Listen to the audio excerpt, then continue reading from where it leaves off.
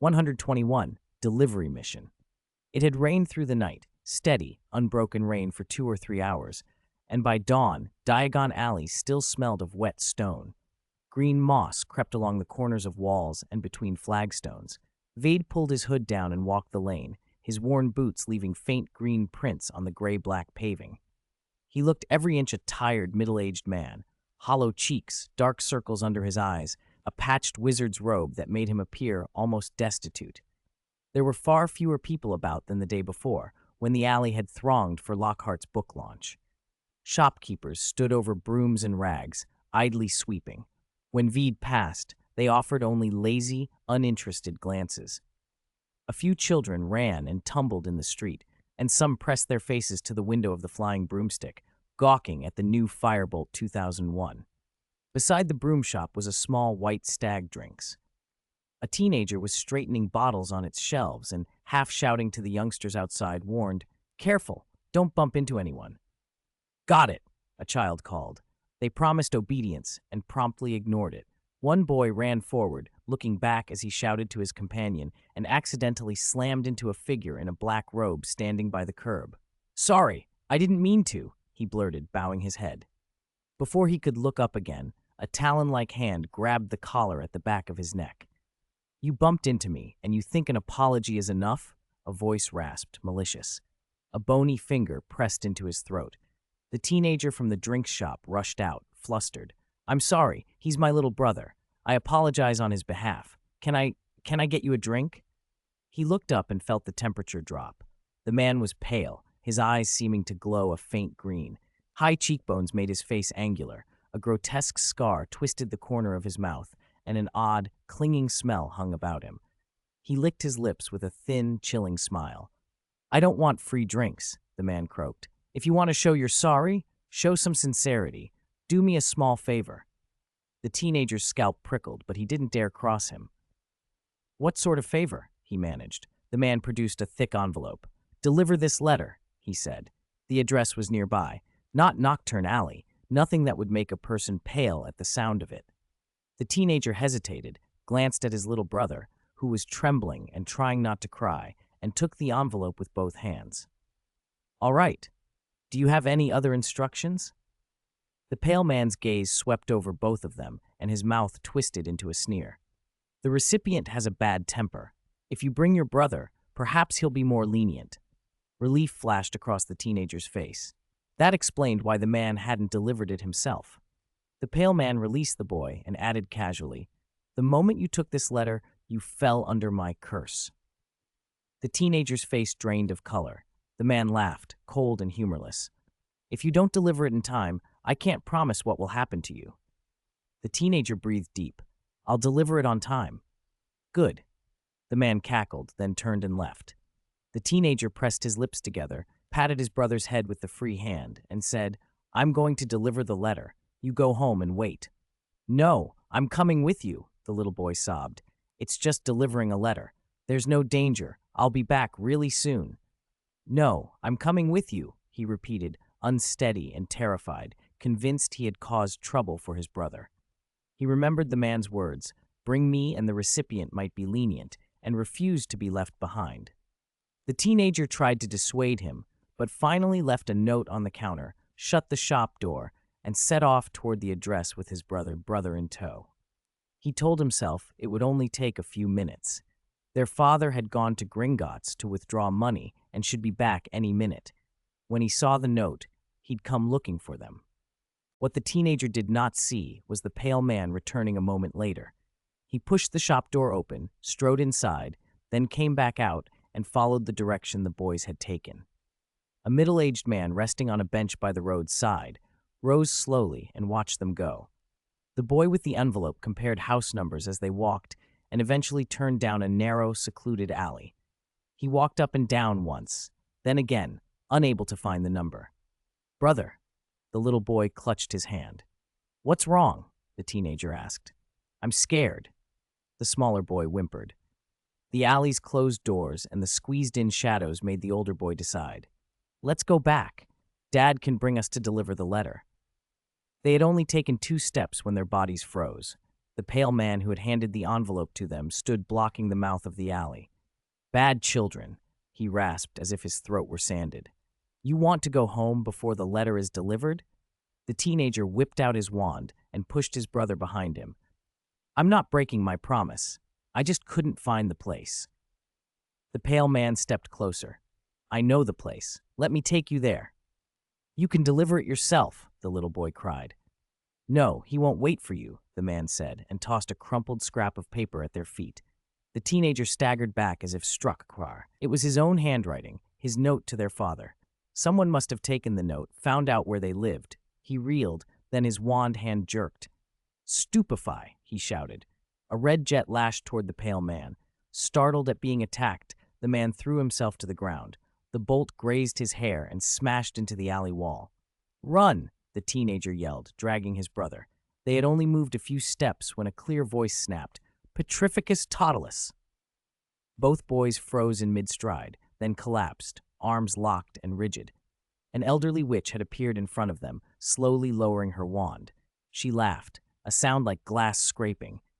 "Little cubs have sharp claws, don't they?"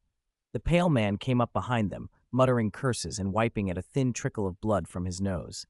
He kicked the petrified teenager, sending him rolling over, then pointed his wand at the younger boy's chest. "Avada Kedavra," he spat. With a sudden, thudding crack, like something explosive, blood spurted from the pale man's chest, and he was hurled backward as if struck by a blast. He flew across the alley, limbs flailing, and landed in a broken heap.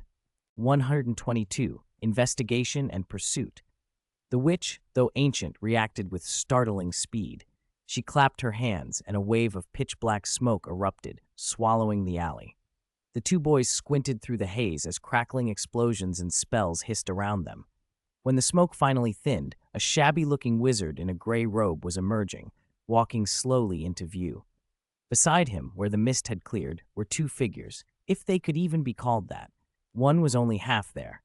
A man lay bound to the cobbles with ropes, his face swollen, legs clamped together so he couldn't move. His chest had been hit by a blasting curse, raw and bleeding. Scabs, pustules, and burn marks covered his body. He couldn't cry out, only his wide eyes rolled in terror. The other figure was reduced to a lower half. The witch had splinched during apparition, literally left behind. The Petrificus talus that had held the boys was lifted. The teenager immediately covered his younger brother's eyes, keeping him from looking at the torn witch. The gray-robed wizard who had appeared to save them stood and spoke slowly. "She splinched," he explained. "This happens when you lose focus during apparition." "Will she die?" the teenager asked, frowning. "Who knows?" the man in gray said, flat. "I've never splinched before." The teen's pupils contracted when he noticed a vial in the man's hand and the wand clutched in the bound wizard's fingers. The gray-robed wizard tipped a bottle into the injured man's mouth. The teenager blurted, stumbling, "That killing people is against the law." "Killing?" the gray-robed wizard scoffed. "What are you thinking? This is a draught of living death." The teen relaxed at the explanation. Despite the ominous name, it was only an extremely powerful sleeping potion. "Let's go. I'll take you to safety," the gray-robed man said. He picked up a crumpled scrap of paper from the ground and handed it to the teenage boy. "There was no curse on that note," he added. "You were tricked." "Thank you for saving us," the boy said. The little boy wriggled free of his brother's hand and peered up at the stranger. "I'm Light Mancini, and my brother is Theo. What's your name?" "You can call me Werner," the gray-robed wizard answered calmly. Theo watched him from the side. Werner looked back. "Is there a problem?" he asked. Theo hesitated, then asked, "Are you just going to leave those two?" "Of course not," Werner replied. "Who are they? Why did they target you? Any accomplices?" "All of that needs a proper investigation," Werner said, "but my assistance stops here." He paused at the mouth of the alley and met Theo's eyes. "Go find your parents or another adult and tell them what happened. Whether you report this to the Aurors or investigate it yourselves is up to you." Theo was quiet a moment, then nodded. "I understand. What about you?" "Look at the state they're in," Werner said. "I can't leave them like this." He waved a hand. "You two run. I'll guard them until someone arrives." "Okay." Theo glanced at his little brother, then pulled him back toward the shop fronts. Their father, John Mancini, was already standing at the entrance, looking out. Seeing the boys running in, he barked, "Didn't I tell you to stay in the shop? Why were you running around?" Theo quickly told him everything. The more John listened, the paler and angrier his face became. Relief came when he heard the boys had been rescued, but it was replaced by fresh concern when he learned a suspected dark wizard had been left behind. He rounded on his son with a harsh order. "Stay home. No going out. We'll deal with this." John then pointed his wand at the counter. A stack of papers fluttered out and folded themselves into a simple paper airplane that shot down the street. Soon 6 or 7 wizards and witches, relatives and acquaintances of the Mancini family, poured from neighboring shops. The Mancinis were pure bloods. Although not wealthy, they had many relatives in Diagon Alley. John explained the situation, and the group rushed toward the alley to investigate. Only Theo's cousin stayed behind to watch the children. Light immediately volunteered to distract her. "Leave it to me. Mission accomplished," he declared, then launched into a thunderous wail. "Wah! Wah! Wah!" "What's wrong?" his cousin cried, rushing to comfort him. "We almost got taken by bad people." Light sobbed, clutching her sleeve. While she fussed over Light, Theo slipped quietly out of the shop and ran back toward the alley. Werner was gone. The bound man had been given an antidote and had woken. Uncle Jason, who ran a magic supplies shop, produced a small bottle. "Veritaserum, 3 drops are enough," he murmured. "It wasn't easy to get this. Don't waste it." John forced the man's jaw open and let 3 clear drops slide in. The bound man's struggling ceased. He stared blankly up at the sky and answered whatever was asked. "Who are you?" John demanded. "I am Chad Breaker. I am a—" He blinked dazedly and whispered, "werewolf." The group's expressions went cold. During the war, werewolves had been used to abduct children, infecting them to build up fighters for Fenrir Greyback's assaults on wizarding families. Some families had been devastated when their children were turned. If the Mancini brothers had been taken and infected, there would have been no saving them. That thought made the anger in John's chest red hot. John forced himself to ask evenly, "Then why did you attack the children? Do you have a grudge against the Mancini family?" "No," Chad said flatly. "I was in a bad mood. The 2 of them ran into me, and their parents weren't around." "You filthy bastard." John started forward, but his brother held him back. "Who was that old witch?" Jason asked, quieter. "She called herself Ursula," Chad answered. "I met her in Nocturne Alley." "Did you have any accomplices?" Jason pressed. "No. She likes children's eyes and fingernails. When she saw me taking 2 kids, she wanted to profit from it." John spat a curse. Theo stopped listening to the interrogation. He had remembered the gray-robed wizard's direction of travel and his shabby clothes. There was a street in Diagon Alley that sold second-hand goods. Wizards short of money rummaged there at times. Theo ran toward it, and from a distance saw the man in gray bent over a pile of miscellaneous items, examining them. He hesitated when he reached him. Mr. Werner? You just went through that, and you're out here running around again." Werner turned and scolded him. "Are you really that careless about your own safety?" Theo decided to stop pretending. He narrowed his eyes. "So are you going to kidnap me too, Mr. Werner?" Or he let his lips form a word without sound. Werner raised an eyebrow, but didn't deny anything. He glanced down at his robe and asked, "Where else is something wrong?" Theo pointed to a sleeve and whispered, "I recognize your wand." Werner sighed. "There's nothing I can do about that. I haven't gotten a replacement yet." Theo followed Werner's gaze to a wooden barrel the shopkeeper had placed out front, filled with old wands, some cracked, some with their cores exposed. "There's no good stuff here," Theo said. "Come with me. I know where to buy reliable second-hand wands." Theo had grown up in Diagon Alley. Apart from the places his parents warned him off, like Nocturne Alley, he knew most of the shops by sight. By osmosis, even when he wasn't paying attention, he could tell which stores gave good value and which shopkeepers were sly. "We call this the Ragged Alley," he told Veed, "because everyone says it sells junk." Diagon Alley was generally clean and bustling, but this narrow lane looked more like a rural market Theo had once seen. All sorts of things piled up even on the roadside. At first glance, it glittered with goods, but a closer look showed most of it was the sort of stuff no one would bother to pick up. Old, yellowed books, oddly shaped stones, crudely carved wood, quills with frayed nibs, threadbare rugs, and cracked jugs. So much clutter that the middle of the path had been worn down into a narrow corridor. Theo threaded them through, winding and turning, and passed on the bits of wisdom he'd heard from his elders. Uncle Jason says it's okay to come here in daylight, but don't be near it after 6. After dark, thieves and werewolves sometimes come to fence stolen goods. Anything displayed outside is trash, never worth taking, even for free. The real bargains are kept inside. But most shopkeepers judge you by how you look. Newcomers get ripped off on their first visit. Boone Leslie's the better sort. Leslie has clear prices. He might be a bit pricier than some, but he won't try to sell you rubbish at a high price. They reached the end of the lane. Vady looked up at a wooden sign, Leslie's General Store. Theo pushed open the door, and the bird-shaped wind chimes at the entrance trilled. Dozens of enchanted candles winked on from front to back, chasing away the dimness and turning the cramped shop bright and tidy. An old man in a wheelchair eased forward without a sound. His white and black hair stuck out in a tangle like steel wool. His eyebrows were dark and full.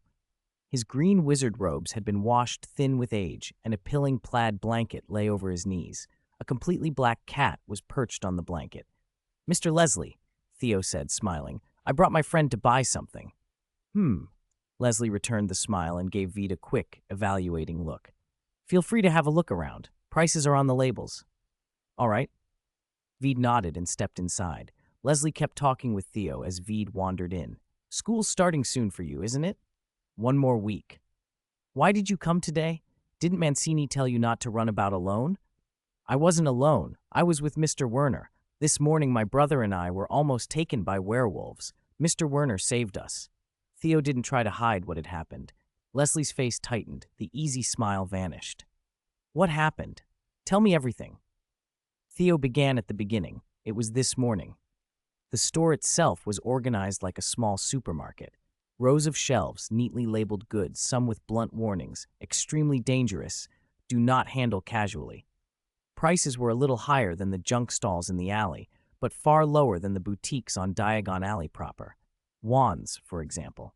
Ollivander's first-year wands ranged from a few galleons to over 10, sometimes much more for gilded or jewel-inlaid pieces. Leslie's were mostly 1 or 2 galleons. There was a small testing area nearby, feathers, stones, spiders, where customers could try out a wand's effects. The wands on the shelves were dusty and showed signs of use, but they were sound. Out in the junk stalls, some wands had clear repairs at the breakpoints and were being sold for a handful of sickles. Veedy suspected you couldn't cast reliably with those. The user might end up in St. Mungo's. Vady's own wand was Aspen with a unicorn hair core. Aspen tended to be steady and patient. Unicorn hair produced stable, loyal magic, but was ill-suited to the dark arts. Michael had once joked that anyone who heard those particulars would peg Veed as an upright, loyal Hufflepuff. Veed had secretly wished the Sorting Hat agreed. His wand felt like an extension of himself. The simplest charms and countercurses flowed easily. The wand cooperated.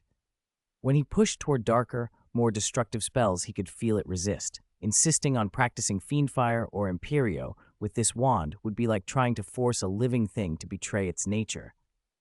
Book lore mentioned Unicorn Hair's tendency toward melancholy. A wand like that expected a high moral standard. If a wizard wanted something more flexible, they had to find a less scrupulous core. Still, Vede tested a few other wands.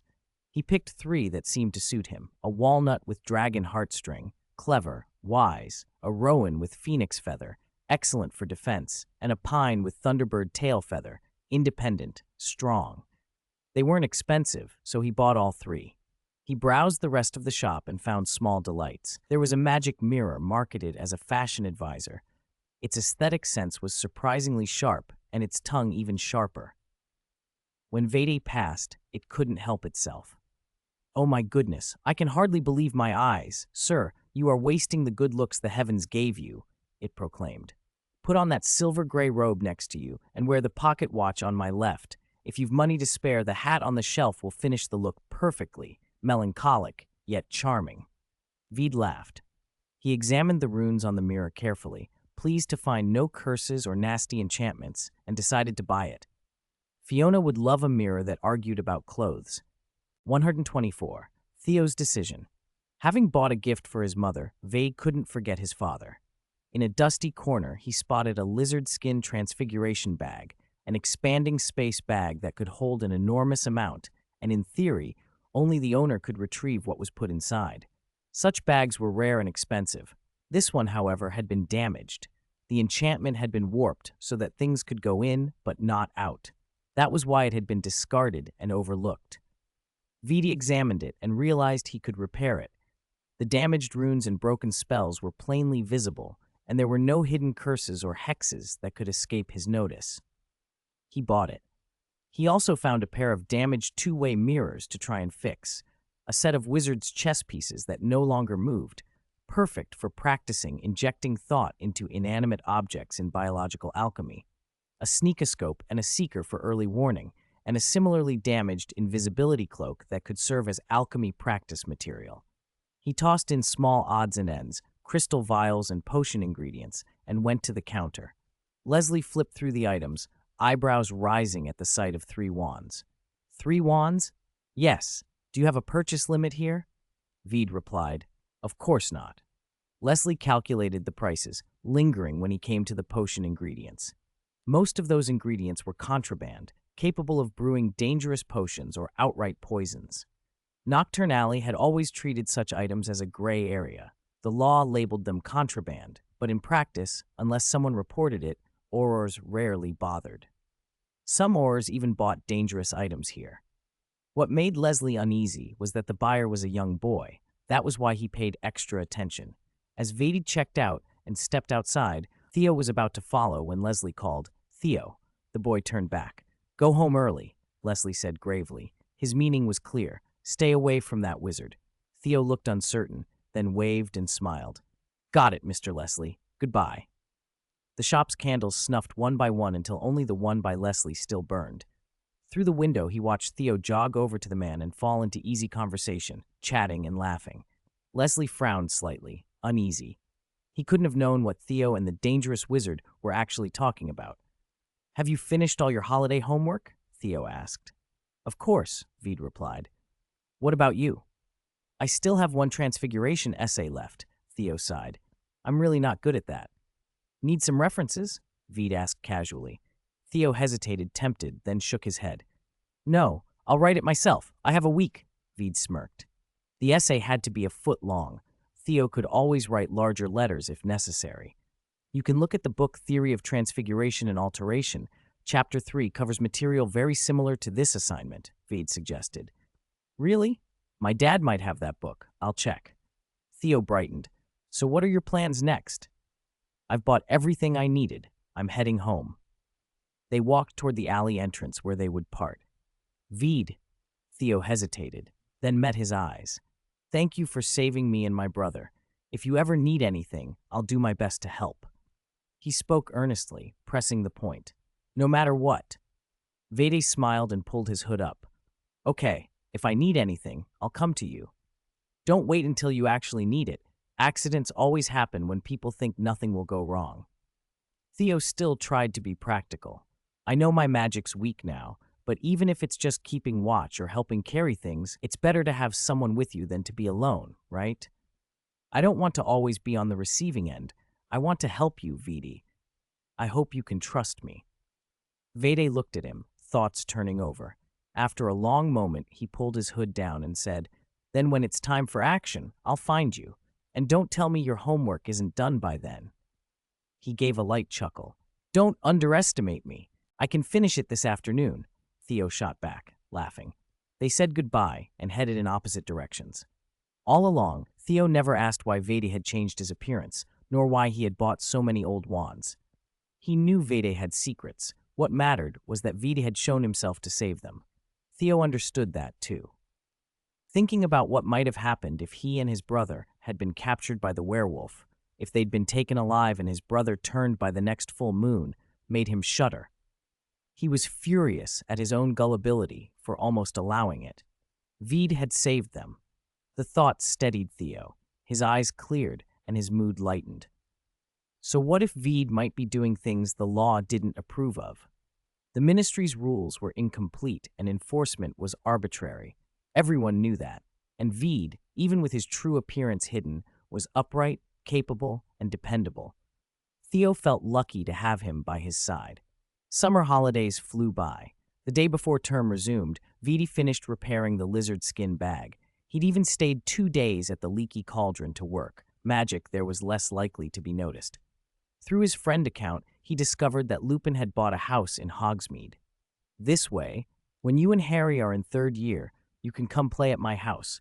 It's not big, but I promise it'll be fun. It's the first time I've had a place of my own to entertain guests. Thank you for not shutting me out just because I'm a werewolf, Veed. Since his identity was out, Lupin seemed more at ease and stopped shrinking away from his past. He now spoke about those painful memories in a calm, matter-of-fact way. After leaving Dumbledore's protection, it was really hard to find work. Once people knew I was a werewolf, they wouldn't even talk to me. Why not look for a job in the Muggle world? With your skills, it shouldn't be too hard to get by. 125. House Division. Wizards can't do magic in front of Muggles, Lupin said. There are lots of Muggle jobs, accounting, fixing cars, that I don't understand at all, and I have to take a few days off every month, which always annoys my bosses. The moment they find a replacement, I'll be out of a job. But things are better now, so the past doesn't matter. You live in Hogsmeade, Veed said, so after school starts, Harry can go straight to Hogwarts, right? He certainly can, but Ron invited Harry to stay with the Weasleys these first few days, so he'll still take the train. Riding the Hogwarts Express across Britain is part of the experience. Lupin's reply made Vede wonder. Would Harry be trapped by the brick wall again this year and have to fly to school? September 1st arrived quickly. Veed reached King's Cross half an hour early. He didn't need his parents to see him off. He carried his own trunk onto the train. He'd be home for the Christmas holidays, after all. Over the year, the Greys had grown used to this kind of goodbye. It wasn't as hard as the first time. Veed found a compartment, and soon Michael, Theo, and Ryan joined him. They talked while Veed kept glancing out the window at the platform where students were passing through the wall. It was almost 11 when the Weasleys appeared across the platform. Percy, Mr. Weasley, the twins, Ginny, and Mrs. Weasley.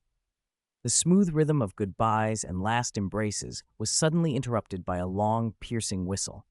The train gave a long blast, belched white steam, and began to move. A few seconds later, Lupin, arm around Harry's shoulders, came through the brick wall with Ron at his side. "Hurry and get on the train," Lupin shouted. "I'll help you take your trunks to school."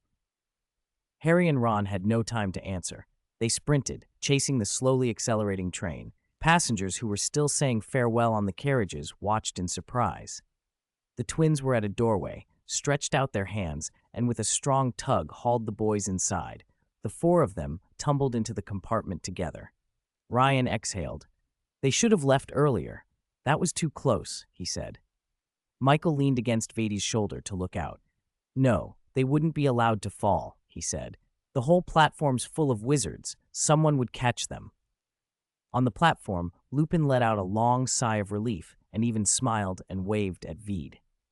Although Harry had left with the Weasleys, Lupin had come to see him off like any other parent. In doing so, he had unknowingly avoided Dobby the house elf's trap. In the original story, Dobby, Malfoy's house elf, would have sealed the brick wall, trying to stop Harry from going to Hogwarts and get him expelled. The elf, however, didn't realize that as the savior of the British wizarding world, Harry wouldn't be expelled even if he missed a term. Dobby's meddling only brought unwarranted punishment and ostracism on the boy he wished to protect. The train clattered on toward Hogwarts. Night fell, and the sorting ceremony followed. Veed recognized a few familiar faces. Colin Creevey was so excited when he went to the Gryffindor table that he deliberately took a long route back to shake Harry's hand. The boy, wide-eyed and shy, blurted, "Harry Potter, I really admire you. Can we take a picture later? I have a camera." Harry shot a pleading look at his friends. They were all watching with amused expressions, so he managed a reluctant, "All right." Last term, Vady had dragged everyone into a picture or two himself. Some of those photos now sat on Harry's desk. Harry had few photos of family. Dudley had plenty. But he was starting to have friends' pictures too. Still, something about Colin's eager stare made Harry uncomfortable. Across the staff table, Gilderoy Lockhart, in shimmering aqua robes, appeared to turn his head straight at Harry. Harry quickly looked away. Colin, still breathless, went on. Your name's in so many books. I know all about you. Stop talking, Harry hissed, pushing him down into a seat. The sorting's still on. Professor McGonagall is watching. Colin obeyed, craning his neck only to meet McGonagall's stern gaze. He shrank back and finally fell silent. Luna Lovegood, McGonagall called next. Ravenclaw. A dreamy, slightly dazed girl with a wand tucked behind one ear walked to the Ravenclaw table. The applause dwindled and died as everyone took her in. Her oddness had the same eccentric air as Dumbledore's, unself-conscious and faintly mad. Luna, as if unaware of the attention, said in a soft voice, Nice to meet you all. Do you read The Quibbler? The Ravenclaw prefect, who shook her hand, blinked. The Quibbler? It's my dad's magazine, Luna said. Oh, I'll read it sometime, the prefect said, hesitantly. What's in it? Stuff like Crumplehorn Snorkax, Luna answered. Crumplehorn Snorkax? I don't remember reading about such creatures, the prefect admitted. They live in Sweden, Luna said dreamily. When I'm older, I'll go to Sweden to find them. The prefect's smile strained. She tried to recall if she'd missed something in her books. Don't worry about it, another prefect muttered under her breath. Those are made up. They're not made up, Luna said, ears pricking. My dad says they exist. Both prefects found it difficult to keep smiling. Then Rolf Scamander was called. He was sorted into Hufflepuff, but instead of going to his own table, he ran to the Ravenclaw bench. Veedy, we're all at the same school. I'll come find you tomorrow to play. A Hufflepuff prefect tugged him away, scowling. These new students are interesting, aren't they? Michael said to Veed with a grin. Yes, Veed said, nodding, watching the last new student to be sorted, Ginny Weasley. She looked well. 126. Friendship and Followers. Veed woke to the ceiling, painted with stars and a moon, and lay staring for a few seconds before remembering he was already at school. It was Wednesday. Ravenclaw had only one herbology class that morning, and it wasn't even first period. After dressing and breakfast, he went straight to the room of requirement. He had turned the room into a workshop for alchemy practice. Scrying glass and detectors he'd bought from a junk shop were set out, damaged two-way mirrors and other parts sat on shelves, and the repaired disappearing cabinet stood at the center. He'd finished most of the repairs before the holidays, and even consulted Newt Scamander about a few tricky parts. Newt had explained that the water in his suitcase connected to the Loch Ness in much the same way a disappearing cabinet linked two places, only with a barrier at the junction that allowed only things Newt permitted, water and small creatures, to pass. Between standard disappearing cabinets, there was no such barrier. Opening and closing the doors activated two-way teleportation. What had troubled Vede seemed elementary to Newt, who not only solved the problem, but suggested improvements to make the connection more stable and safer. Veed completed the redesigned repairs at home during the last days of the summer, and now it was time to test them. He stood studying the cabinet. A faint golden light seemed to gather at the corners of his eyes. The tip of his wand shimmered with the same hue. Focusing his magic like that, even while still, drained him. Michael noticed his third stifled yawn and asked, concerned, What's wrong? Didn't sleep well. A little tired, Veed admitted. The work had taken concentration. They crossed the lawns toward the greenhouses. As they left the castle, a group of Slytherins headed the same way. Draco Malfoy, flanked by his usual crowd, saw them and raised his voice. The Nimbus 2001 is brilliant, he was saying. Much faster than the Nimbus 2000 and better defenses. It only came out last month. Pansy Parkinson cooed approvingly. That must be expensive, Draco. Of course, Malfoy boasted. My father told them to put aside 7 Nimbus 2001s. Everyone in the shop was stunned. 7 brand new broomsticks, an extravagant number even among the well-off. Terry Boot, who'd always been on friendly terms with Slytherin, asked bluntly, Why buy so many, Malfoy? Interesting question, Boot. Malfoy narrowed his eyes. Guess why it's exactly 7. Boot guessed aloud. You're joining the team? Malfoy smiled mysteriously. They didn't even have enough in stock. They're working overtime to make them. They'll be delivered by the weekend. He dragged the words out and shot a look back at Veedy, who walked at the rear of the group. I heard some people still use brooms from decades ago. A Comet 140, tsk, tsk, pathetic. When my new broom arrives, I don't mind letting him look at it. Veed rode his broom up and down Ravenclaw Tower every day. Everyone had seen him. The Comet 140 was his daily broom. But Vade's mind was still on the disappearing cabinet, and he didn't even notice the jab until Michael chimed in. Malfoy, I heard you tore up your friend account. Michael feigned shock. Are you still relying on owls to send messages to your family? A ripple of amusement ran through the Ravenclaws and some Slytherins. Owls were still practical. After all, a friend account couldn't magically receive packages from parents. Owls still flew busily above the Great Hall every morning. The real joke, everyone knew, was that Malfoy's tantrum wouldn't last. He'd ripped up an account in a fit of pride and then regretted it within hours. By the next night, he'd be writing his parents, and by the third day, Mrs. Malfoy would have sent replacements. A proud display turned quickly to embarrassment. Some people are like pugs, following others all day. Disgusting, Malfoy snapped, already reddening with irritation. He trailed off abruptly. His tongue and palate seemed to stick together, and he fell silent. Draco, Pansy cried, grabbing his arm and then glaring at Veed. What did you do to him? Undo it right now. If you can't speak properly, then don't speak at all.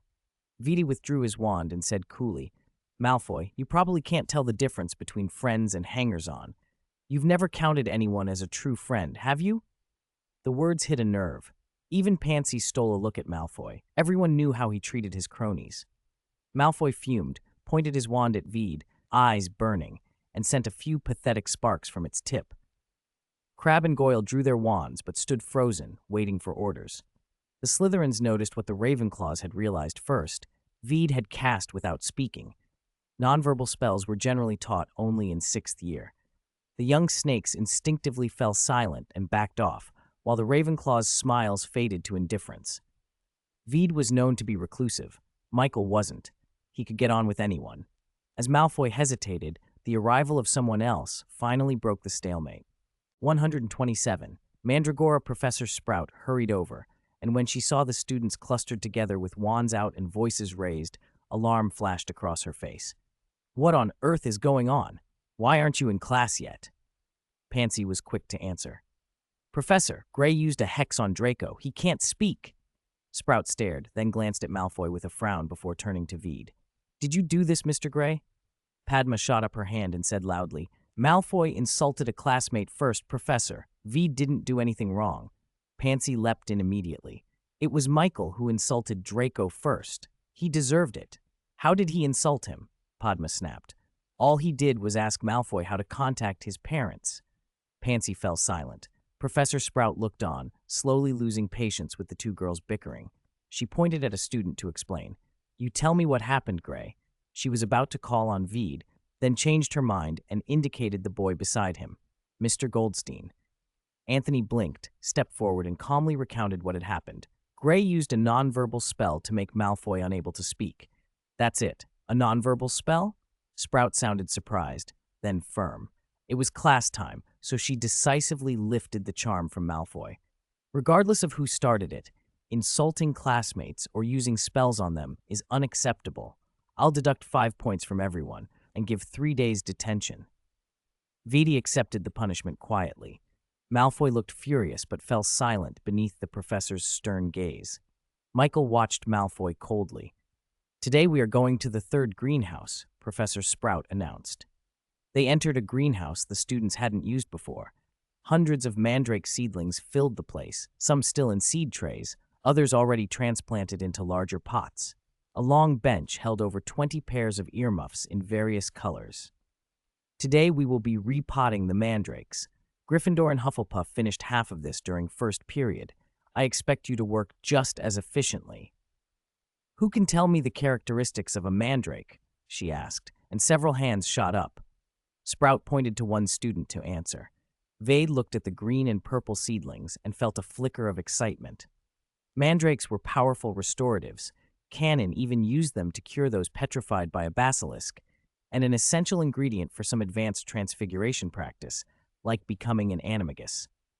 Repotting them was tricky. The roots resembled squirming babies and screamed loudly when pulled up. Hearing those cries could make someone faint for hours, and an adult mandrake's cry could be fatal. That was why everyone wore earmuffs. Vade set to work. Wearing his earmuffs, he dug holes, swiftly pulled out the seedlings, and slid them into the pots. Michael filled in the soil just as quickly. The baby plants, leaves sprouting from their heads, were buried before they could even stretch their tiny arms. Their teamwork made them very efficient. After the third transplant, Michael glanced around. Many students were still wrestling with their first mandrake. The pale green seedlings twisted and thrashed, flailing limbs and striking with tiny fists. Students held them like frantic, oversized rats, too afraid to let go, but struggling not to be bitten or scratched. 3 or 4 people to a pot, sweating and swearing under their earmuffs. Malfoy's group was particularly hopeless. Crabbe and Goyle were clumsy. They couldn't keep a single seedling under control and nearly had their earmuffs pulled off. Malfoy raged and cursed under his breath, but nobody could hear him. Michael smirked. Repotting took longer than usual. Class ended more than 10 minutes late. When it was time to go, Professor Sprout asked Malfoy and Vede to stay behind. "Mr. Malfoy, your detention begins at 9 o'clock tonight. Go to the hall and find Mr. Filch. He will assign you duties." Malfoy shot Vede a fierce look, then stalked away. "Mr. Gray," Sprout said, and her expression softened. "I'm very pleased with your work today." "Thank you, Professor," Vade replied quietly. Sprout leaned in a little. "Have you mastered nonverbal spells?" Vede shrugged modestly. "Nonverbal spells are difficult. I can only manage a few incantations without speaking." He gave a small demonstration. A flick of his wand, and the earmuffs and spades left on the shelves floated up and returned neatly to their places, and the scattered soil and fertilizer on the floor vanished. The movement was smooth and effortless, far from barely. "False modesty is arrogance, Mr. Gray," Sprout said with a smile. "Beautiful nonverbal work. I'm adding 10 points for you. And your detention will also be at 9 tonight, but in the second greenhouse." Vede and Sprout both understood that this detention was less punishment than an excuse for extra oversight and help. As they left the greenhouse together, Vede asked, "Professor, when these mandrakes mature, could I have a leaf?" "A leaf?" Sprout looked surprised, then understanding. "You want to practice animagus work?" "Yes," Vede admitted. "It's very advanced transfiguration." Sprout's voice softened. "Minerva would be very proud of your transfiguration grades, but I doubt she'd agree to you practicing an animagus transformation at this stage." "I actually have a very good private tutor," Vede said with a small smile. "Could you keep it between us for now? Preparing to become an animagus takes a long time. I don't want others to know until I'm confident of success." Sprout considered him, then nodded. "Of course, but you must promise me the final step of such magic will only be performed under a teacher's supervision." "I won't be reckless," Vede said seriously. He wanted to master the transformation from human to animal, but he did not want to abandon his humanity in the attempt. 128, Soft Light Badge. When Vade left the greenhouse, he looked toward the castle and raised his wand decisively. "Broom, come." A broom flew in through a window of Ravenclaw Tower, arced down, and hovered steadily at his side. He mounted it and flew back to the dormitory with practiced ease. He had once told himself that if he ever bought a broom, it would be brand new. After all, who wants a used car? But after the 3 house elves had cheerfully presented him with this one, he no longer thought that way. It might even be a Cleansweep 140, but he had no intention of playing Quidditch. As a means of transport, an old broom worked just fine. What mattered was the sincerity behind it. That meant more to him than a racing broom bought for thousands of galleons. Besides, he'd tinkered with the broom's enchantments repeatedly. It wasn't as fast as a firebolt, perhaps, but it was every bit as stable and comfortable. Back in his dormitory, Vade showered quickly. The bell in the castle had already rung. He changed into clean clothes and went down to the Great Hall, where many students were already eating lunch. He picked an empty seat and began filling his plate with steak and toasted bread. As usual, Michael slid in beside him. Vede looked at him, surprised. Michael raised an eyebrow. "What's wrong?" He grabbed a treacle tart and some roasted meat. Vede dropped his eyes and smiled. "After everything that was said today, I thought you might stay away from me." Michael clicked his tongue. Why would I push my friend away because of an enemy's gossip? He wagged a finger.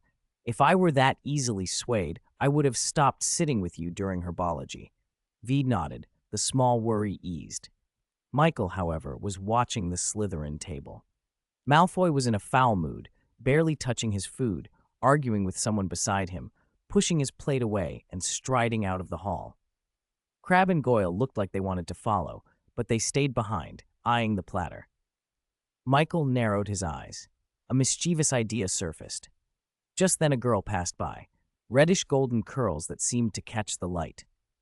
Michael's gaze snagged on her. Someone nearby snorted and brushed past him, almost knocking him into his plate. He started, then saw who it was, Padma, glaring down at him with a look that could cut.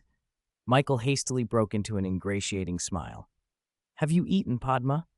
Padma huffed again and walked away with her dormmates. Michael rubbed his nose awkwardly.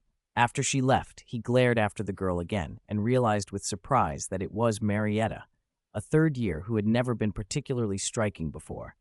After just one short summer, she had become exquisitely beautiful, radiant and magnetic. Girls can change so quickly, Michael said, awed. What? Vidi asked. Oh, Michael trailed off, then looked around. He realized it wasn't just Marietta. Many girls in the Great Hall, and even some of the boys, looked noticeably different from last semester. More attractive somehow. He touched his face, tanned from the beach, and felt a little flat. It's weird, Michael complained. Why did everyone get prettier, and all I got was darker? Veed glanced around and then grinned. No one in your family subscribes to Witch Weekly, do they? No, Michael said. Isn't that a witchy thing? Witch Weekly was a magazine full of celebrity gossip, quizzes, horoscopes, recipes, knitting patterns, and advice columns, immensely popular with witches. Michael's mother was a Muggle, and aside from the Daily Prophet, their family only received Muggle magazines. They ran a feature a few days ago, Veed said. Read it and you'll see. Veed reached into his bag and produced a magazine. The casing of his pencil case had been designed like a school satchel and was almost weightless, which meant he habitually shoved all sorts of things into it. Michael took the magazine, surprised. Vede, you subscribe to Witch Weekly? Vede looked unruffled. It was a sample someone sent me. Michael flipped it open and his eyes widened.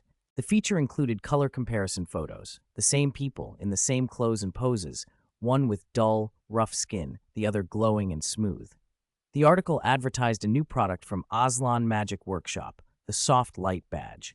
Every line promised that a tiny badge could instantly give ordinary people beauty worthy of a villa, and hinted that those who didn't wear it would risk losing love, confidence, and harmony in their household. Aslan Magic Workshop? Michael grabbed Vedid's arm. You didn't invent this, did you? Ved nodded. Why are you so excited? This is supposed to be for girls. Who said that? Michael snapped, whipping the magazine open to a page with male examples. Beauty isn't just for girls. Look, these male wizards are shown as well. Plenty of boys at school could be wearing them. He thought of Malfoy, who somehow looked more refined than usual today. Some faces had changed subtly, others looked almost new. Michael leaned forward eagerly. Do you have any? Sell me one. I want one this afternoon. No need to buy. I can give you one. But note, the effect only lasts a month. Vidi pulled a handful of badges from his bag and handed them over. When the product launched, Marchione had, as usual, sent magazines and sample units. Vide had stuffed them in his bag, not expecting to use them. Michael grinned and tucked them away, looking almost giddy. How can I accept this? They were samples, Veed said. I didn't pay for them anyway. Michael blinked. That's a secret, he said, sheepish but thrilled. 2,000 words remain. This chapter is half sold, half given. 129. Experiment failed? In the afternoon, Potions was with Hufflepuff. Vade and Theo were still partners, standing in the back near Ryan and another Hufflepuff boy. Michael and Padma were at the front of the classroom. Vidi watched as Padma at first refused to pay Michael any attention, then softened when he leaned close and whispered a few words. After he slipped her something small and secret, the girl's anger melted into delight. So that's how it was. Veed shook his head silently. It wasn't surprising that Michael liked Padma. He liked any pretty girl he met. Even if they made up today, they would probably argue again before long. Matters of the heart were like drinking water. Only the drinker knew if it was hot or cold. Maybe they were one of those bickering but happy couples. He stopped thinking about it and headed with Theo to the storage cabinet at the back to fetch the ingredients for the lesson. Looking into the dark cabinet, something caught his eye. He reached in and, after a little fumbling, found 2 battered copies of Advanced Potion Making at the very bottom. "What's this?" Theo asked. "Looks like old textbooks left behind by previous students," Vade said, flipping through them. One of the books was filled with cramped, ugly handwriting in every blank space, even squeezed between printed lines, and the notes were almost indecipherable. Vade shoved that one into his bag and returned the other, which had far fewer annotations. While they brewed, Theo hesitated several times, as if unsure. "After dinner, let's go to the 8th floor," Vade whispered. Theo's eyes lit up. When Theo saw the room of requirement, he was astonished, even though he came from a wizarding family. And when he saw the disappearing cabinet, he was stunned. "Is this the castle's disappearing cabinet?" he asked. "I heard it was broken." "I fixed it," Vidi said. "I had an experiment planned with Remus today. Remus Lupin is tutoring me, but now I have to go to Professor Sprout for detention." Theo nodded. "Then I'll take care of the experiment. How do I contact Mr. Lupin?" Vidi tore a card with Remus's contact details from his notebook and handed it to Theo, reminding him of a few precautions. Seeing that it was almost 9, Vede left. As he reached the entrance to Greenhouse 2, Professor Sprout arrived. "Herbology is the foundation of potions," she said as she opened the greenhouse. "Transfiguration, divination, even the theory behind alchemy, all often rely on the application of plants." She paused, smiling at the tangle of green inside. "But many talented apprentices only think about a plant's healing or poisonous properties. They overlook the rest." A damp, earthy scent drifted out. Vines and leaves intertwined like a living tapestry. "Vede," she asked, "do you know how plants begin to germinate?" The detention, more of a tutoring session, ended, and Vede walked out of the greenhouse with an odd, breathless excitement. Professor Sprout had given him a seed, a common dandelion. Its parent plant had been raised alongside magic plants, so the seed carried a faint trace of enchantment. Not enough to make it a true magical plant, only enough to give it a little extra resilience during growth. That was all. And yet, in Vade's palm, the seed sprouted. Leaves unfurled one by one. Without water or soil, tiny yellow flowers opened in rapid succession, withered almost immediately, and turned to white fluff. A gust sent the white parachutes drifting. Then, as the withered stems crumbled to dust, a single seed floated back down and settled in his hand. The whole cycle played again and again, like watching a video on fast forward. "Life," Vede murmured, an ordinary word that suddenly felt extraordinary. The sight sparked something in him, not just about plants, but about animagus transformations and biological alchemy. An idea was forming. There was still time before curfew, so Vede headed back to the room of requirement. Theo hadn't left. He was there with a troubled look. When he heard the door open, he sighed. "Vede, the experiment didn't work." "What happened?" Vede asked, startled, and walked over. The magical circuit he had reworked on the disappearing cabinet looked fine, no visible faults. "I don't know. It's hit or miss." Spread out on the table was a parchment listing every item they'd tried to send, and whether the transmission had succeeded. "We tried it 50 times, Theo said. 37 successes, 13 failures, about 1 or 2 failures every 5 attempts.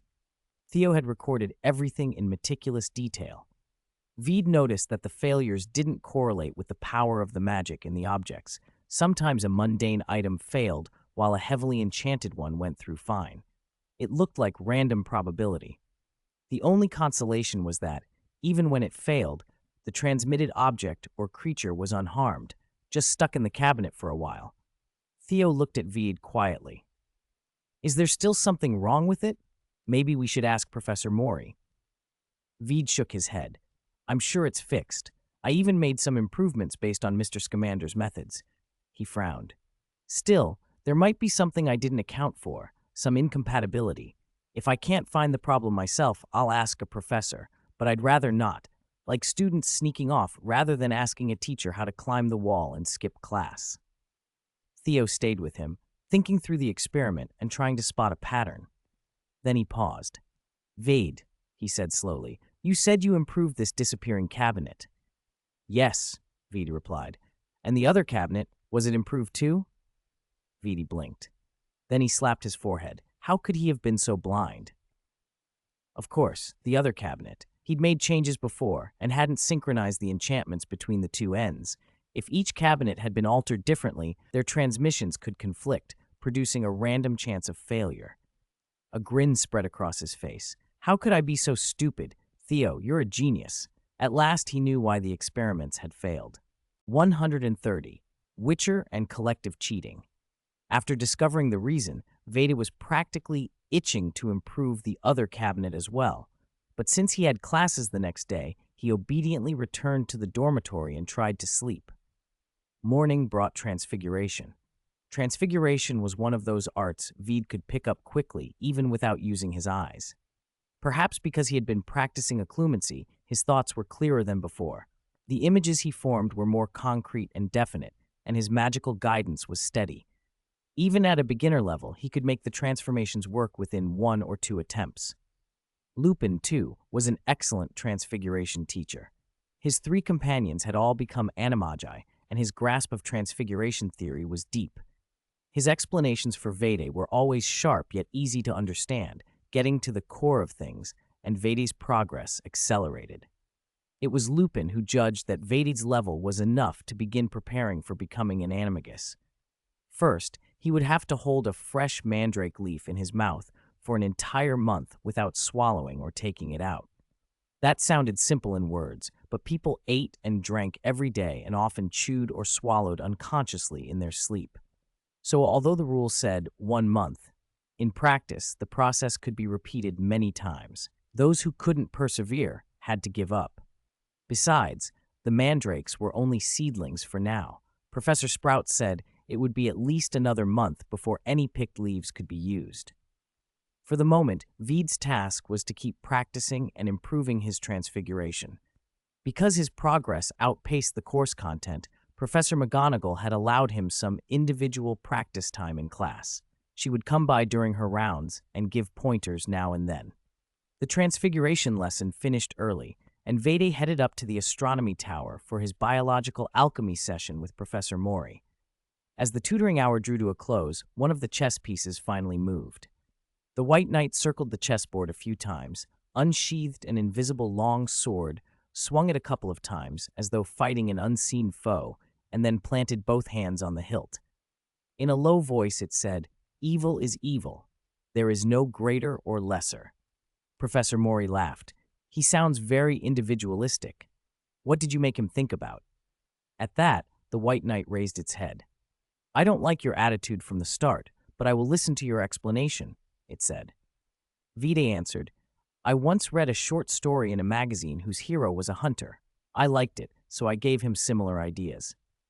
"How interesting. Most people just set commands for chess pieces. The personalities come out by accident," Professor Mori mused, then asked the piece with curiosity, "Are you a knight of the 8 virtues?"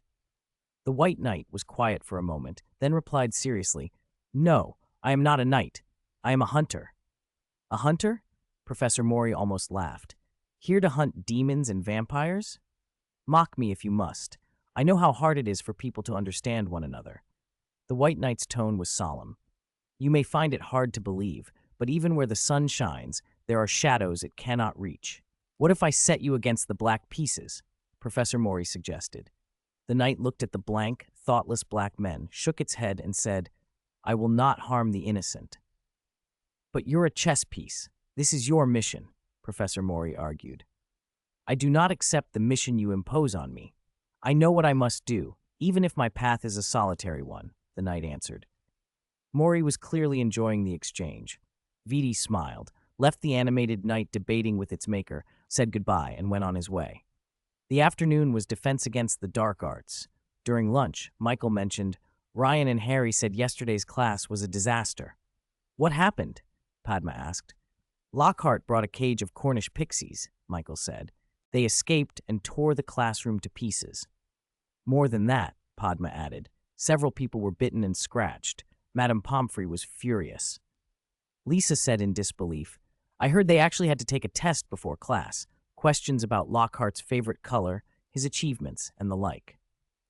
Anthony Goldstein quietly gathered the second-year Ravenclaws in a small room behind the Great Hall and handed each a slip of paper.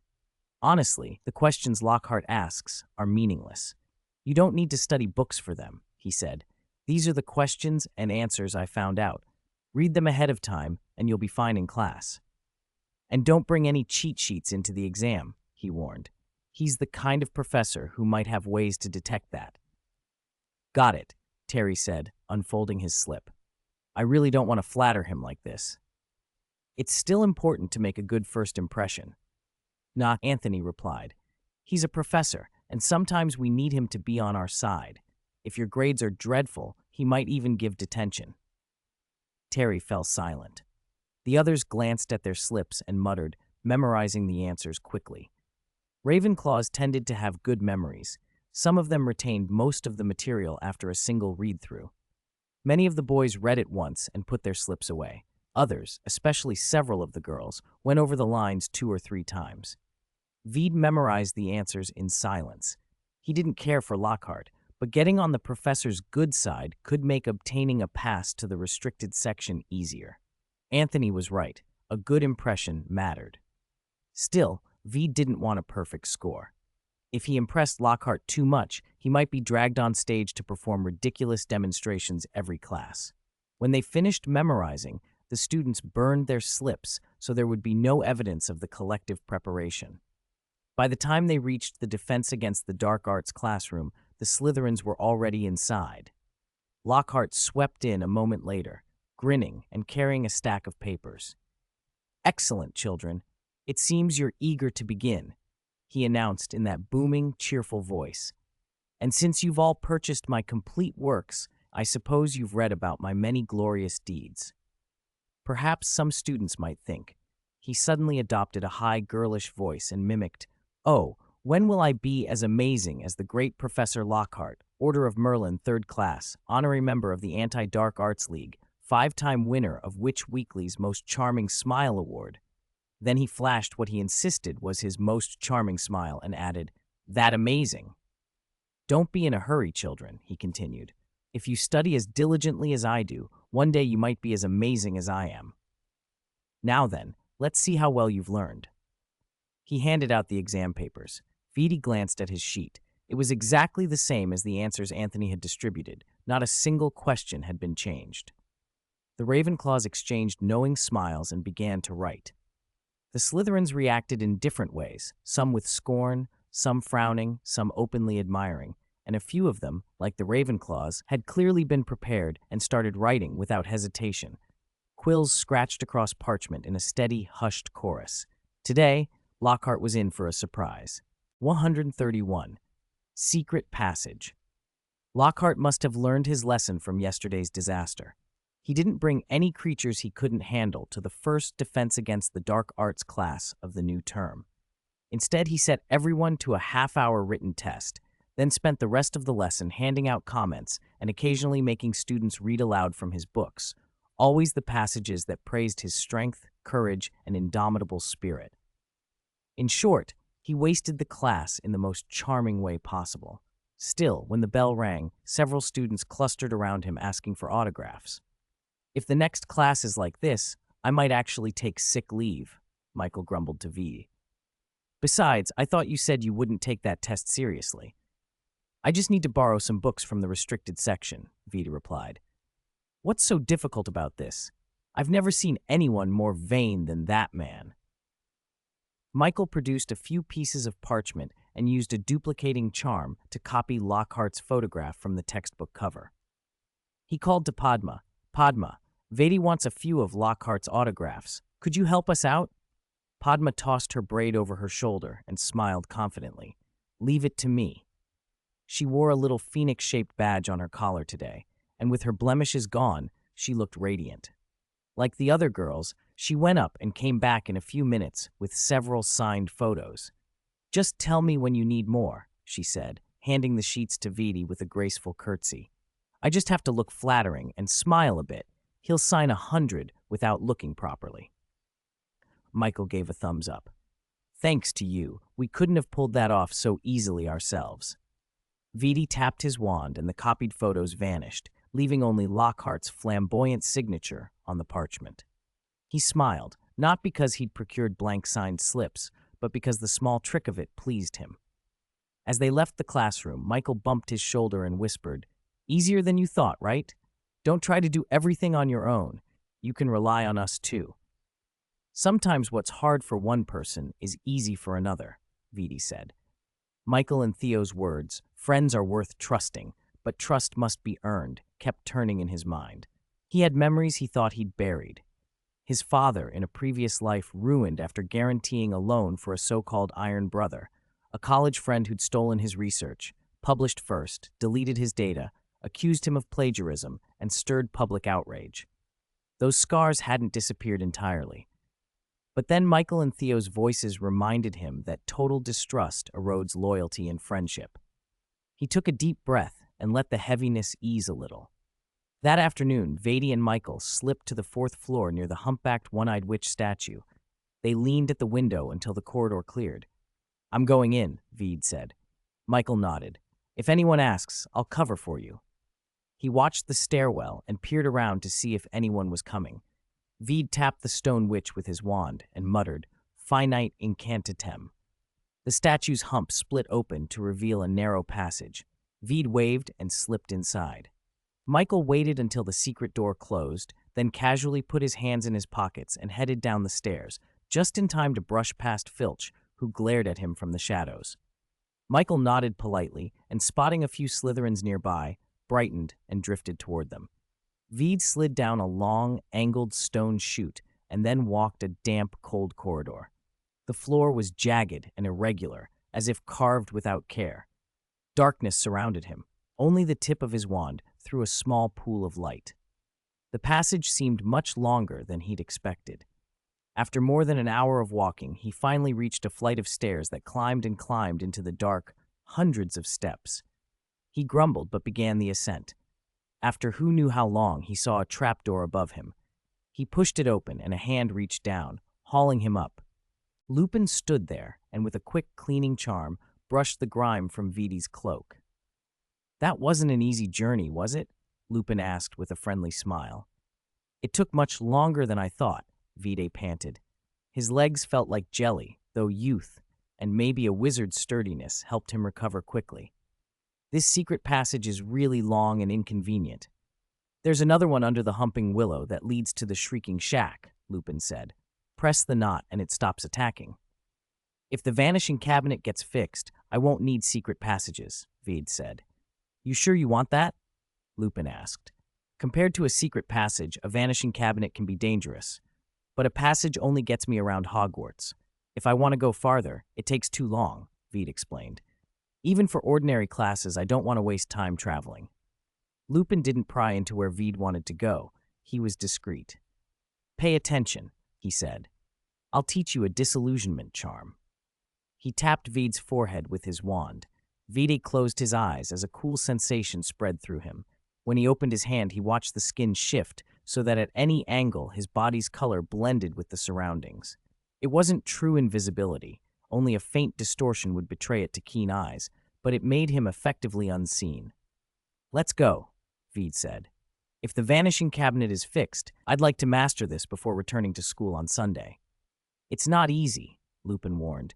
"It uses some advanced transfiguration, but if it's you, you'll probably manage." Lupin closed the trapdoor and followed Vede up the stairs. They emerged behind the Honeyduke's counter. Lupin flicked his wand. A bottle on a shelf toppled. The bald confectioner hurried to pick it up, and Lupin and Vede slipped out while his back was turned.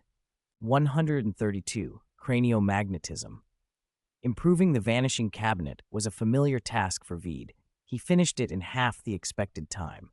Learning the disillusionment charm had been somewhat tricky, but Vede had been studying on his own for a long time and already had a solid grounding in transfiguration. By Saturday evening, he had finally got the charm under his belt. At present, his disillusionment only altered color and could still be noticed up close. With stronger magic, it could achieve full invisibility. The invisibility cloak repair would also require the disillusionment charm. With the planned work done, he still had a day left of the weekend. Maybe you could stroll through Hogsmeade, Remus Lupin suggested, recalling his favorite pastime from his student days. There are lots of interesting places nearby. I can show you around, and if you want to buy anything, I can help. Veed shook his head. Remus, do you know Imperio? Remus's expression tightened. Imperio is one of the 3 unforgivable curses. Do you know about the unforgivable curses? I know, Veed answered calmly. Imperio, Crucio, and the Killing Curse. Anyone who uses them on another person faces life in Azkaban. Then you should understand I wouldn't teach you that, Remus said decisively. Those are dark arts. No one should learn them or even come into contact with them. It's getting late. You should head back to the castle, he added, reaching toward the vanishing cabinet. Don't be so jumpy, Remus. Veed smiled slightly. I'm not asking you to teach me Imperio. I just want to know, can a Clumency resist Imperio? Remus felt awkward. His earlier reaction had been sharper than he'd intended. V learned fast and learned everything, often surpassing veterans. That appetite for knowledge made Remus uneasy. After he mastered orthodox magic, would he be tempted by darker things? Responsibility made Remus worry. He thought for a moment and then said, If your will is strong enough, you can resist Imperio. A Clumency definitely helps. In fact, a Clumency could not only blunt Imperio, but also prevent possession and even reduce the effects of Veritaserum. At the time of Sirius Black's trial, the Wizengamot suspected Sirius might know a Clumency. Even if Veritaserum had been used, they couldn't be sure of the truth. Between the circumstances and Sirius's apparent role as secret keeper and the Potter's murder, the outcome was tragic. Sirius sent to Azkaban without trial. After all these years, Remus still hadn't had a chance to ask his old friend why. Remus's expression flitted, but Vedi continued. I've been practicing a Clumency for a long time, he said. I'd like you to test me. Emptying one's mind wasn't complicated in theory, but it bordered on zoning out, and without a real test, it was hard to tell whether one could withstand an actual mental intrusion. Remus paused, then asked, Aren't you worried I'll see your memories? I trust you won't go rifling through them, Veed replied, and if something is private, I'll use other magic to block it. Remus remembered that even offensive spells underprepared could interrupt a Clumency. In Harry Potter's experience, simple spells like Expelliarmus could break in. He had no reason to refuse. He drew his wand. If you're ready, let's begin. Veed drew his wand too. Ready. 3, 2, 1. Legilimency. Remus reached for Veed's mind. At first he felt resistance, a blankness like a pane of glass. 1 second passed. 2 seconds. Then, after more than 10 seconds, it was as if a soap bubble burst and an avalanche of scenes tumbled through. Eating in the Great Hall, attending classes, doing homework, walking the castle corridors with friends. More classes, more meals. Remus broke off and stared. You didn't resist, he said in surprise. Given Vade's aptitude, his Occlumency should have held longer. If your mind goes completely blank, it's a sign something's wrong. Vade winced. I tried to think of nothing, but then I thought, maybe it's better to cover important memories with useless ones. Remus was silent for a beat, then smiled faintly. Vide looked uncertain. Did I overdo it? Remus thought of Snape, a master of Clumens who'd been undercover with Lord Voldemort. When the Dark Lord searched Snape's mind, would Snape have shown a total blank? No. He'd feed Voldemort what he wanted him to see. Vide had headed in that direction. No, Remus finally said. Most wizards can't get this far. If you can learn to hide memories or even falsify them, that would be far more useful. But we need to change the way you practice. He opened the cabinet, produced a bright red apple, and set it on the table. Look at this. Remember this image, then hide the memory so I can't find it. Vede stared at the apple. Remus added lightly, What's your favorite fruit? Vede answered offhand, Watermelon, I guess. Mangoes and cherries are good too. Legilimency. Remus cast the spell suddenly. Again the stream of everyday images came, eating, classes, homework, a broom flight, a tapestry with a troll, reading a book, and then a red apple. Suddenly a burst of crimson magic struck Remus's wand, knocking it from his hand. Vede staggered and nearly fell. His head throbbed, a buzzing pain behind his temples. Remus steadied him and poured a cup of hot chocolate. That was impressive, he said, handing it over. To do this at the beginning is remarkable. Vede drank. The chocolate carried a small, soothing charm and eased the pounding in his head. I couldn't resist, he admitted, disappointment in his voice. He knew that, at the crucial moment, he had instinctively tried to hide the room of requirement, and in doing so, had exposed the apple. Remus set the cup down beside him. Don't be so hard on yourself, Veed. No one masters this sort of magic overnight. It takes long practice. Veed rested a moment, then picked up his wand again. Again. 133. Invitation. A message came through the friend's account. Theo opened the disappearing cabinet door and found Veed, hair plastered to his forehead with sweat, looking utterly exhausted. What happened? Theo reached out to help. You look like you've wrestled a dragon. Honestly, I'd rather face a dragon, Veed said. Legilimency seemed to be a magic of the mind, but resisting it had felt like every muscle in his body was being stretched to snapping. By the time the practice ended, there wasn't a single spot that didn't ache. Theo stared in astonishment. You can already handle dragons now? No, if it were a dragon, I'd run away the moment I saw it, Veed replied, speechless. I brought this on myself. They packed their things to leave. As Veed closed the disappearing cabinet, his eyes caught the parchment Theo used for notes. Ever since the cabinet had been improved, they'd run experiments each time, and each time they worked. Even when results no longer needed comparison or analysis, Theo still wrote everything down in meticulous detail, the kind of careful record-keeping that suggested he wasn't planning to throw anything away. It reminded Veedy of Theo's potion class notes. He might not be the best at making potions, but his seriousness and meticulousness were unmatched. After more than a year with his friends, Veedy thought he understood them well. Michael was sharp and empathetic. He seemed frivolous, but was actually far-sighted and more clever than he let on. Ryan didn't say much, but watched everyone carefully and quietly fixed problems without boasting. Whether it was the umbrella house's target or the little mechanical crab, it was usually Ryan who made things right. Michael's earlier words, Theo, still echoed in Veeda's mind. As they left, Veeda said, starting tomorrow we learn stupefy. All right, Theo brightened. Finally, a new spell. We've got the shield charm and Expelliarmus down. I've been waiting on something stronger. Learning doesn't mean being able to use it well, Veed hedged, but mastering those 3 spells is basically enough to be considered a wizard who can actually fight.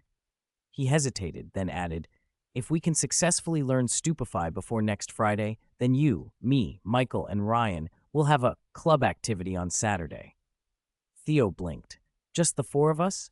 Yeah, only the 4 of us. Vade's voice was firm, and the activity isn't exactly harmless. If you don't want to go, that's fine. I understand.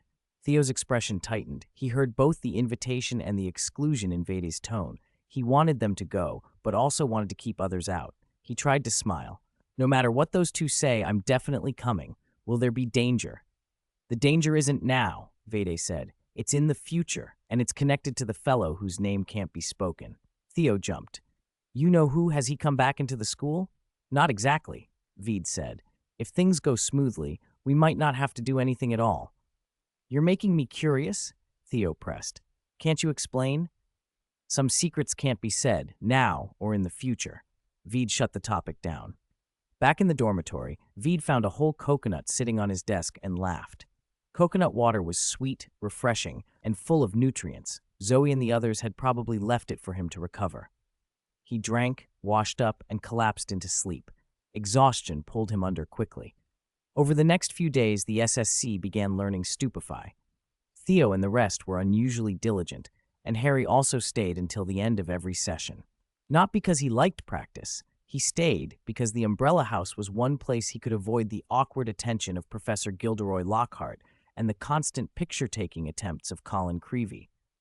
Lockhart assumed, relentlessly, that Harry craved the same attention he did, and every lecture left Harry more embarrassed than the last. Colin, meanwhile, kept accidentally running into him several times a day with a camera. That kind of flattering persistence was uncomfortable, so Harry preferred the relative quiet of the Umbrella House. One evening, Michael pulled Veed aside. Aren't you going to invite Harry? You know, well, burned you-know-who to ashes once. No need, Veed said. Even if he's the boy who lived, too much contact with that fellow isn't a good thing. Michael frowned. If you're afraid to say his name, how about a code name? A code name. How about Tom? Veed suggested. Tom, the owner of the leaky cauldron. Michael's face lit up. You're talking about Tom from the Muggle cartoon Tom and Jerry, aren't you? I've watched some in secret. He grinned and continued. That person is like Tom, big and dangerous, but always outwitted by a little mouse. And we'd be Jerry. Well, Jerry. He hesitated. Ravenclaws called them eagles, not mice, but picturing the Dark Lord as a perpetually failing cartoon tomcat made him chuckle. Veed smiled faintly. He had decided not to bring Harry in from the start. This wasn't about facing the Dark Lord himself, but about dealing quietly with a Horcrux. If Harry were involved, the risen Dark Lord might later pry that knowledge from Harry's mind, and that would put everyone at needless risk. Veed wanted his friends informed and able to help, not to lead them to their deaths. A week passed quickly. On Monday and Wednesday, Professor Sprout gave Veed detention twice more. Detention was punishment for breaking school rules, not a favor. Each session was an hour of instruction, followed by an hour of chores: fertilizing, transplanting, pest control, pollination. He learned a lot each time, but his back and muscles paid the price. On the way back to the castle, he overheard Malfoy complaining as usual. I'm not a servant. If my father knew you made me do this, he'd have you expelled from school. 134. Destroy the crown. Filch's gloomy voice floated down the corridor. Either work or be expelled. Your choice. The voice came from an empty classroom. Through the not quite closed door, Veed saw Malfoy glaring at Filch. After a brief standoff, Malfoy snatched up a rag and went to wipe the countless candlesticks on the shelf. Filch kept muttering beside him. If you ask me, Dumbledore's far too soft. Rascals like you should be hung up and given a few lashes. Veed walked on through the dim corridor and left. Saturday arrived quickly. Veed had arranged things with Lupin beforehand. Early that morning, while the rest of the students still slept, he brought Michael to the room of requirement. A short while later, Theo and Ryan joined them. Then Zoe arrived, house elf, tidy and nervous, rubbing a tea towel and bowing to everyone. Michael and the others crowded around to stare. They had never expected a house elf in the room of requirement. Veed opened the vanishing cabinet and asked, "Who's first?" "Me." Michael went in first, followed by Theo, then Ryan. Veed stayed for last. He had sent Zoe ahead to the destination earlier. He crouched and reminded her, "Zoe, when I send you a message, open the cabinet door, okay?" The vanishing cabinet needed no extra spell. Closing the door activated the transfer.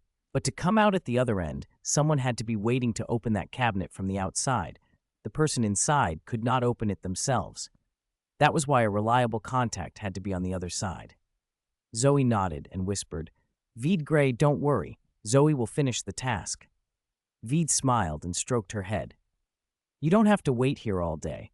If nothing goes wrong, we'll be back before curfew. I'll send you a message beforehand." "All right," Zoe said. Veed stepped into the cabinet, closed the door, and everything went dark. Almost at once, the cabinet opened, and Lupin was standing outside, smiling. "Incredible," Michael breathed. "We just left the school so easily." "Where is this?"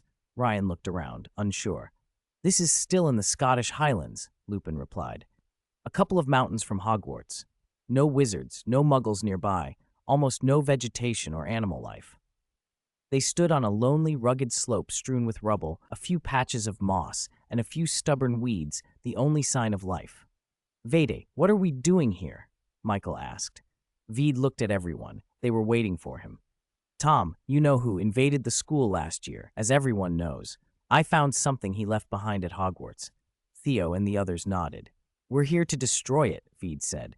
"Voldemort's secret weapon?" Lupin frowned. "He left something at Hogwarts?" The three young wizards went pale at the name. "Why don't we turn it over to Professor Dumbledore, Veed?" Ryan asked.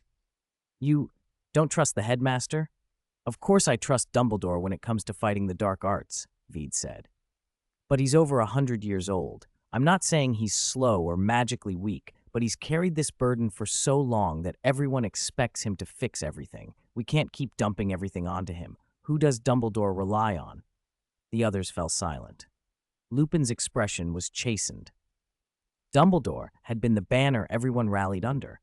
When danger came, the first reaction was always to tell Dumbledore and let him handle it. Veed didn't want to bring this to Dumbledore yet.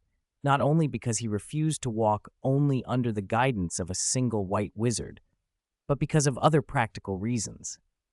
If Dumbledore confirmed the existence of the Horcrux too early, he might go straight to Riddle's old house and find the Resurrection Stone ring. That discovery, in the original course of events, led to Dumbledore being cursed and dying within a year. If Veed's actions caused Dumbledore to die sooner, the next few years could be even worse, and Voldemort might even return earlier. Nobody voiced disagreement. Everyone understood Veed's concerns. Lupin had already scouted a large cave nearby.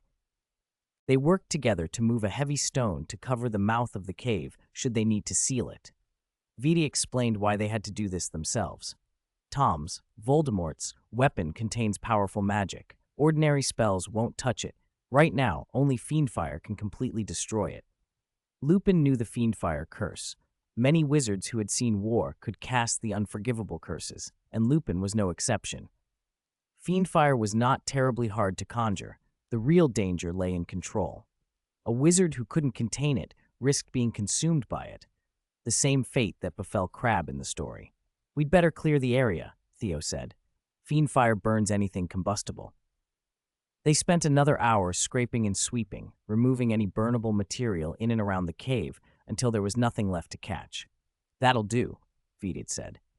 Inside the cave, they chose a bare slab of stone and piled a modest stack of firewood on it. Veed produced an enchanted, protective box from his bag, and using fire tongs, carefully placed the diadem on the stone. He handled it with such caution and solemnity that there was no question as to its importance. The diadem looked dull and dusty. Its stones had lost their sparkle. Michael didn't recognize it and could not guess its true nature. Ravenclaw's lost diadem, its owner gone 1,000 years, the stuff of legend. The piece of metal lay quietly on the rock, showing no overt dark aura. Lupin motioned for the students to step back. He pointed his wand at the pile and whispered, "Fiendfire." A twisted, roaring blaze erupted, catching the firewood and flaring higher. "Get out!" Lupin shouted. They retreated, ready to shove the great stone across the cave mouth at a moment's notice. The Fiendfire writhed and shifted, and for a time the fire resolved into grotesque shapes, blast-ended scroots, dragons, leopards, twisting and lashing at the air. Then from the heart of the flame, a huge dark shadow rose. It twisted and roared, emitting terrible, piercing cries, and then suddenly lunged toward the cave entrance, the Fiendfire seeming to ride on its back. The great stone thudded down, sparks splintered from the cracks. After a long silence, Michael's voice came out small and astonished. I feel like that shadow was exactly like Tom himself." "An illusion, right?" Theo mumbled. Far away at Hogwarts, Harry's scar suddenly sent a sharp jolt of pain through his forehead, as if a distant, terrible scream had found him. He was training on the Quidditch pitch. The pain made him dizzy, and he slumped from his broom. "Harry!" the team shouted. Fred, who happened to be nearby, sped over and grabbed Harry's ankle before he hit the ground. Outside the cave, everyone turned to Veed, waiting for an explanation. Veed replied calmly, "When some magical objects are made, the creator often leaves a piece of themselves in them, thoughts, feelings, intent." "No wonder that shadow felt so evil," Michael said, relieved. "It must have been infused with dark intentions by the same mysterious Tom." Most of the young wizards accepted that explanation. Lupin, however, watched Veed closely. He and James Potter and the others had once made a map at school that showed everyone's location in real time. Like the founders before them, they had each poured something of themselves into it. Lupin knew what a thought-infused charm looked like, and he wasn't entirely convinced by Veed's words. The Fiendfire burned on until there was nothing left to consume, then slowly died away. They pushed aside the huge stone and found the cave utterly blackened. Spiders in the corners and roots in the rock cracks had been scorched to nothing. On the cracked, burnt floor, the dark diadem still rested. Veed looked satisfied. The extra name that had been on it was gone. Ryan reached for it, but Vede stopped him. "Don't go in," he warned. "There could still be embers. Be careful not to get burned." He flicked his wand. Accio Diadem. Any anti-Accio charm that had been on it must have been consumed by the Fiendfire, because the diadem shot through the air and Lupin caught it before it hit the ground. He turned it over in his hands. All the magic woven into it had been destroyed. It was just a piece of metal now. A black, sticky residue clung to the surface, baked hard by the flames. Lupin scraped at it with his nail, and it flaked off like ash. Aguamenti, Vede called, and a jet of water rinsed the diadem clean. He put it back into its box. Is it still useful? Lupin asked. Not really, Vede said, but I promised someone I would remove the dark marks and return it to where it belongs. Under the wash of water, the diadem's plain metal showed through. Michael peered at it. Doesn't it look a bit like the one on the Ravenclaw statue? He asked. Perhaps a copy made by Tom, Vede said evenly. If he studied here, he might have imitated the founders. Michael nodded. He thought about how Dumbledore had told only Harry, Ron, and Hermione about Horcruxes, and not the members of the Order who had followed him into danger. At the time, Vede had not understood, but living in this world had taught him. Everyone carried a wand, like everyone having a gun. People used them for everyday tasks and defense, but what if someone told them the wand could also be used to kill, and after killing, secure immortality? Even those with strong morals might be tempted if it meant saving a loved one. The matter was not merely one of trust. Some evils were better left unknown. With the Horcrux destroyed, their errand was done, but nobody rushed back to Hogwarts. Lupin invited them to his home in Hogsmeade to rest for a while, then to spend the afternoon wandering the village before returning to school that evening. Lupin's house sat in a quiet spot near the Shrieking Shack, which kept prices low thanks to the rumors around it. It was a narrow 3-story house with an attic, a slim shape like a drumstick mushroom. A low fence surrounded it. A dozen hens and a goat pecked and bleated inside. A rectangular vegetable patch farther back held lettuce, mustard greens, tomatoes, and strawberries, bordered by bright cornflowers, dahlias, and peonies. Wizards tended to be self-sufficient, and with magic gardening and animal care were easier than for muggles. Lupin hadn't had the chance before, but now that he had a steady place, he had learned to keep a tidy home. They stepped into a roomy living room. The fire in the hearth flared to life on its own. The coat rack at the door bent down to make hanging up cloaks easy. A small kitchen door opened off to the side. It's really nice in here, Ryan said, looking around. Much bigger than it looks from the outside. Lupin sent a teapot and a row of cups flying from the kitchen, pouring hot tea for everyone. He set out cookies and cakes and made a cozy afternoon of it. Michael stretched out in front of the fire and studied the pictures on the wall. There were photos of Lupin with Harry, of Veda with Harry, and one of Harry holding a goat. One photograph showed a young Lupin with the same gentle smile he wore now. Beside him stood a black-haired boy with messy hair and round glasses, James Potter, Harry's father. Next to James was a short, chubby boy with round, small eyes and a pointed nose. He smiled shyly, and Michael thought he looked a little like a mouse. Another figure in the picture had dark hair and stood close to James, but his face was blurred and hard to make out. "Who's that?" Michael asked before he thought. Lupin moved quickly, took the photo from the wall, and set it face down on the table. "An unimportant person," he said too quickly. "I forgot to put this away." Then he smiled and called into the kitchen. "What do you lot want for lunch?" While Lupin was cooking, clattering pans with a few perfectly timed spells, Michael leaned toward Vede. His expression changed, he murmured. "That person isn't unimportant." "Don't pry," Theo warned quietly. "You might get a cuffing for it." "I've heard of him," Theo added in a whisper. "Sirius Black, supposedly the most notorious Death Eater, the one who betrayed Harry's father." 136. Eagle cherishes life. "They used to be friends?" Michael asked. "Best friends." Theo paused, then added, "So they say." "Where is that one now?" Ryan asked. "Azkaban, of course," Vede said, looking up at the blank space where a photograph had hung, and fell silent. After lunch, everyone went into Hogsmeade. Theo had been there a few times with his parents, but it was Michael and Ryan's first visit to the famous village. They rushed from shop to shop, wide-eyed and ready to buy everything in sight. Vede and Remus Lupin hung back. The middle-aged wizard watched the children's laughter with a mixture of relief and a touch of melancholy. "Next holiday I'll bring Harry too," Vede said considerately. "That would be wonderful if you can," Lupin replied with a goofy, fatherly smile. "When I was alone, I didn't think it mattered much, but now, with someone missing from the house, It feels emptier. Please don't tell Harry about today, Vidi said. He's living as carefree a life as he can right now. There's no reason to drag him back into Tom's affairs. Lupin agreed naturally. He remembered the question he'd meant to ask and said, Vide, do you remember that shadow in the cave? Of course, Vide answered. Just planting thoughts wouldn't build such a solid shape. It felt as if it had a separate will. Lupin's face tightened. With Lord Voldemort, Tom, at that level of magic, he must have mastered dark arts beyond our imagining. The danger of that diadem exceeded my expectations. Fortunately, you were careful and never touched it directly, Vita said. Of course, Lupin replied.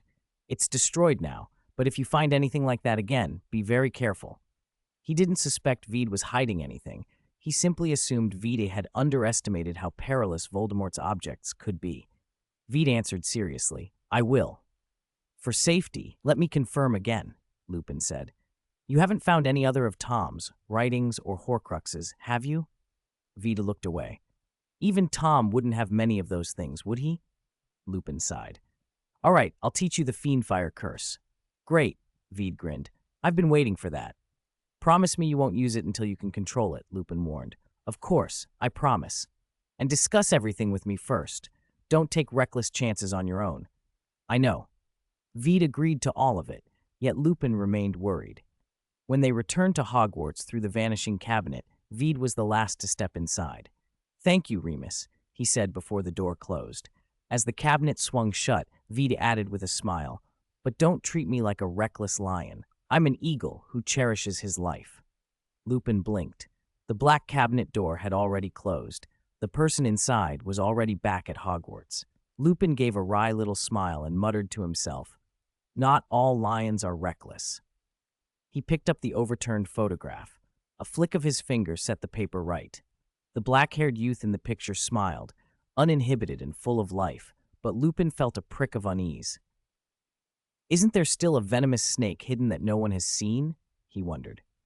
Back at school, sharing the secret they'd brought with them only made the group feel closer. They went to the umbrella house and found only Padma there. She told them Harry had been taken to the infirmary. What happened? Ryan asked. Did he get into it with Malfoy again? Theo guessed. No, Padma said. He fell off his broom during practice. Vide frowned. Did the broom lose control? Was he hit by a bludger? No, Padma said. He didn't get hurt from the fall. He fainted. In the infirmary, Harry lay propped in a bed, just waking. Gryffindor teammates crowded around. Colin Creevey hovered with his camera, intent on capturing the moment. I'm fine, Harry said, pushing the lens away. Thanks, Colin. I don't want pictures right now. Was it scary when you fell? Colin asked loudly, oddly excited. It was pretty terrifying to suddenly drop, Oliver Wood said, patting Harry's shoulder. Get plenty of rest. We'll continue training tomorrow. Are you a demon? Ron blurted out, entirely overwhelmed. Fred clapped him on the shoulder and said solemnly, What do you think, Ronnie? The team's brutal. George added gravely, Wood's not a demon. He's worse. Wood wrapped the twins on their heads and launched into an explanation about how important the new tactics were, how poor their coordination had been, and how the match, though actually still 2 months away, was imminent. The Weasley twins looked suitably anguished. Angelina shot them a smug look. Fred made a face at her when Wood wasn't looking. Harry tried to explain, I didn't faint because of the fall. I had a sudden, terrible headache. Wood's voice boomed. No one else seemed to be listening. But Ryan, who had just arrived, did hear. Headache? He said, moving closer. When was that? Someone had finally paid attention. Harry relaxed and said quickly, around 10:30 or close to 11. 10:45, Wood corrected automatically, regretting the lost practice time. We'd only practiced an hour and 25 minutes. Ryan and Theo exchanged a look. 10:45. If their timing was right, that was when the shadow in the diadem had been destroyed. Could Harry have felt it even from so far away? Michael felt unease stir in him. He glanced at Vide, but Vide didn't seem to notice the significance of the time. He was watching Ron instead. That's because you spent an hour talking about tactics, Fred told Wood. Wood's brow furrowed, about to protest, when George clapped a hand over Fred's mouth and grinned. I just remembered, we've got detention. If we don't go now, Hagrid'll be furious. You're on detention again? Wood asked. Yeah, Fred said. We went for a stroll in the Forbidden Forest. Our gamekeeper caught us. Fred pulled George away, shrugging. He says we need a lesson. Cleaning out the pigsty. No magic allowed. Since Harry's awake, we'll be off then. They backed out, chattering about the prospect of Hagrid's wrath, and vanished from Wood's sight in an instant. In their estimation, Wood's nagging was far worse than the pigsty. Angelina snorted, amused. This time, the Weasley twins' punishment was clearly worse than they'd let on. Tuesday afternoon, as Veedy and the others were leaving herbology, they saw Fred and George still at work in the pigsty. Scarves were tied over their faces like masks. They shoveled and swept manure into 2 large buckets set nearby. Percy stood just outside, arguing with them. His expression was sour.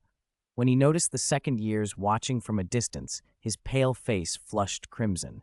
He spat something at his brothers in a fury and stormed off. The twins only shrugged and kept cleaning. A few Slytherins snickered, whispering, "Look, the stinky Weasleys, rolling in pig manure." Veed assumed it was Malfoy, but when he glanced up, he saw Draco walking off toward the castle by himself. Crabbe and Goyle, however, remained with other Slytherins, as if they hadn't noticed Malfoy leave. "Veed, I'll head to the Umbrella House later," Michael said, slinging his backpack over his shoulder, and slotted seamlessly into a circle of Slytherin students. Girls began to giggle as he chatted with them. Crabbe and Goyle lingered on the edge of the group, their faces showing how much they wanted to join in.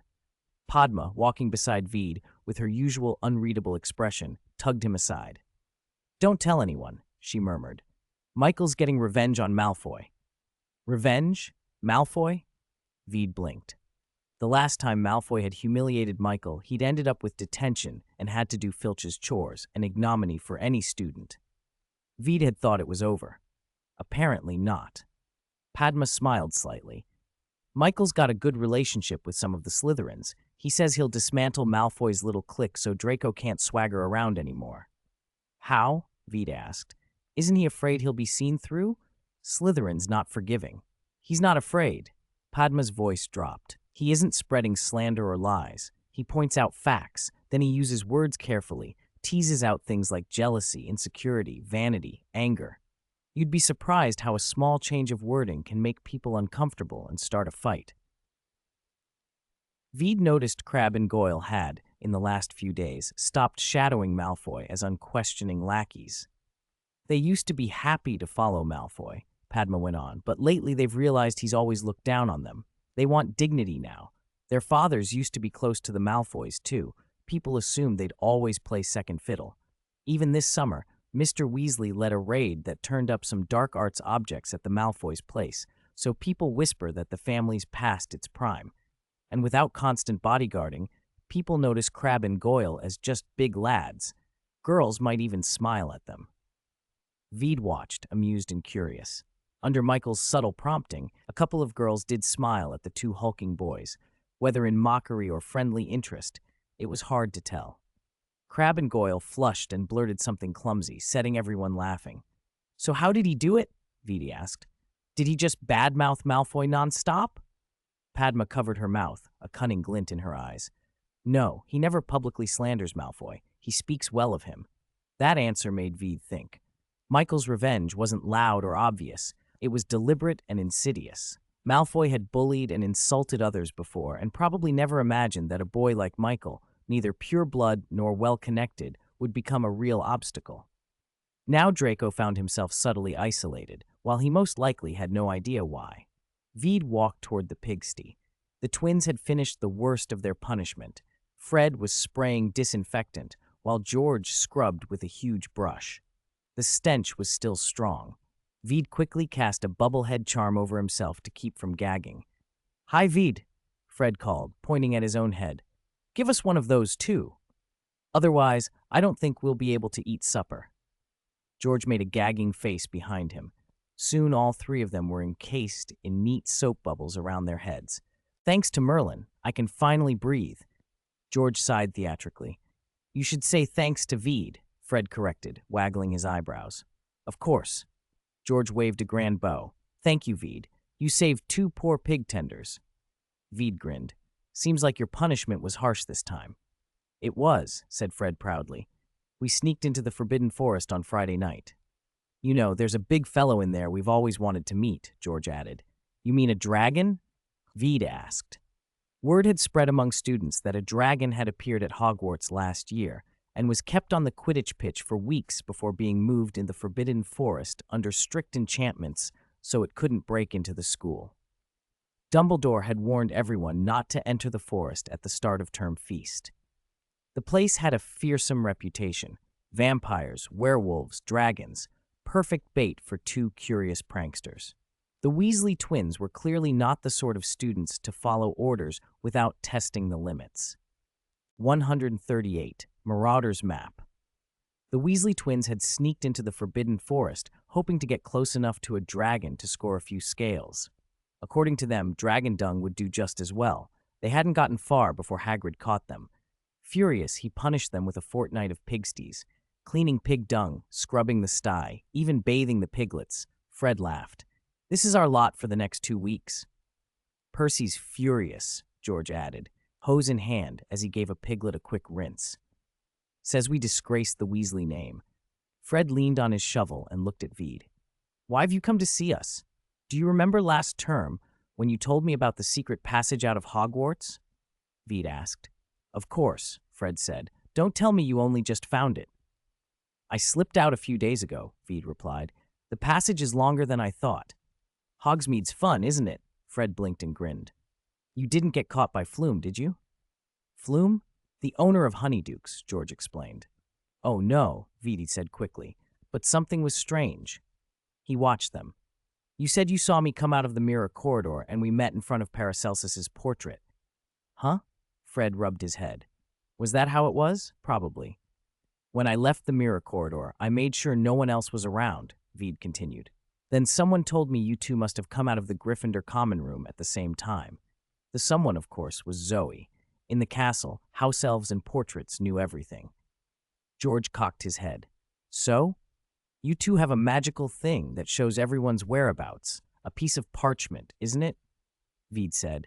Can I borrow it to study the alchemy on it? I promise I won't damage it. 1 galleon a day? 2 if you prefer.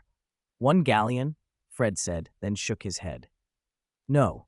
Veed blinked, then raised the price. 2 galleons? It's not about the money, Fred said more seriously. The Marauder's Map is a gift from our predecessors. We can't just sell it. George sighed. We owe them a lot. We can't use it to make a quick galleon. Fred brightened. We can let you study it, free of charge, but there are conditions. Don't let anyone else see it, especially the professors and Filch, George added. And learn from the spirit of our predecessors. Help the next generation of rule breakers. They all laughed, and Fred produced a square of parchment that looked near to falling apart. This is the thing we nicked from Filch's office, he said. Locked in a drawer, he wrote, confiscated goods, extremely dangerous. Fred tapped the corner with his wand. I solemnly swear that I am up to no good. Ink crept across the paper in thin spider-webbed lines. Green script appeared. Messrs. Mooney, Wormtail, Padfoot, and Prong's purveyors of aids to magical mischief makers are proud to present the Marauder's Map. The parchment filled with a perfect map of Hogwarts. Every corridor, every room. Tiny black dots, like specks of ink, scuttled over the paper with minute names beside them. The letters were so small they could be missed at a glance. Where many people gathered, like the Great Hall or the common rooms, the dots formed dense clusters that looked like swarms of ants. The twins paid that no mind. They were more interested in tracking professors and Filch during their nocturnal adventures. When you're done, George said, tap it and say, mischief managed, and it'll go blank again. Veedy watched them, smiling as if delighted by how casually they treated something so precious. Can I study it with you? I remember you said you were learning a bit of alchemy. We'd love that, Fred said, spirits lifting. But the magic's complicated. We've been experimenting with prank suites, George admitted, but some of the effects are a bit too dangerous. They were interrupted by Hagrid's booming voice. Hope you finished cleaning the pigsty while you're chatting. The twins stuck out their tongues and set the hose going again. Hagrid came up with a heavy bucket of feed, nudged a piglet away from the trough with one huge finger, and poured. He looked at Veed. Don't be like those two and treat life like a game. Is the dragon all right in the Forbidden Forest? Veed asked. She's grand. The forest creatures won't trouble Norberta, Hagrid said fondly. Dumbledore's made arrangements. The centaurs and Norberta keep their distance. She promised not to hunt near the school, not to harm any of the intelligent folk. She's a good un, if you ask me. The worst thing to her is humans, makes her nervous. She used to live near people, same as now. Hagrid picked up a couple of the older piglets, inspected them, and put them into the sty. Veed noticed burn marks on one of Hagrid's arms and felt a tug of unease, but kept it to himself. "Come to my hut for a cup of tea?" Hagrid offered. "I just made some rock cakes." "No, thanks," Veed said. "I've got homework." He said goodbye and made his way back to the room of requirement. The first thing he did was spread the Marauders map flat and scan toward the Gryffindor common room. If everything matched what he'd been told, there should be an extra name there, one he both wanted and dreaded to see. Wormtail. Peter Pettigrew. One of the Marauders, once a close friend of James Potter and Remus Lupin, and the true betrayer of that year. 139. Battle Royale. Veed spread the Marauders map and studied it carefully. Most students were in the Great Hall for dinner, so the dormitories were quiet. He located the Gryffindor common room and scanned the few black dots clustered there. Alicia Spinnet, Jeffrey Hooper, Cormac McLaggen, Dean Thomas, Peter Pettigrew. There, Peter. His dot sat motionless for a long time, as if he were asleep. Dean's dot, beside him, wandered for a moment and then left the dormitory. Peter's dot moved again, heading with purpose to one spot before freezing. Veed guessed the rat might be sneaking snacks. Ron wouldn't give a rat much to eat, after all. Maybe he was reading a paper, checking for any sign the Death Eaters might return. He left the map on the table and turned to the shelves along the wall. Where the wood had once been bare, a new rack now held bottles of potions in every size, each with its own rectangular label. Vials glowed with faint mists or with a sinister black light. Veed scanned the labels: polyjuice potion, shrinking solution, scabies potion, swelling solution, water of life and death, dittany, blood replenishing potion, confusing concoction, aging potion. There were also poisonous ingredients: hellebore, wolfsbane, monkshood, powdered horned serpent horn, phoenix feathers, lead powder, arsenic ore. Most were raw materials. Textbooks wouldn't teach students how to brew outright poisons. Wolfsbane and mandrake were there for their medicinal uses, but many poisons needed little processing. A pinch of powder could be fatal. Veed checked the shelf and thought for a moment. No Veritaserum. It wasn't that he didn't want it. Veritaserum was forbidden and couldn't be bought through regular channels, and he wasn't about to send Ferdinand to Nocturne Alley. If the recipe existed at Hogwarts, it would be in the restricted section. Powerful potions? Madame Pince peered at the title and Lockhart's sprawling signature on the borrowing slip. "Mr. Gray, that is a very dangerous book." "Yes, I know," Veed said. "I'll study only the useful parts carefully." Madame Pince sniffed.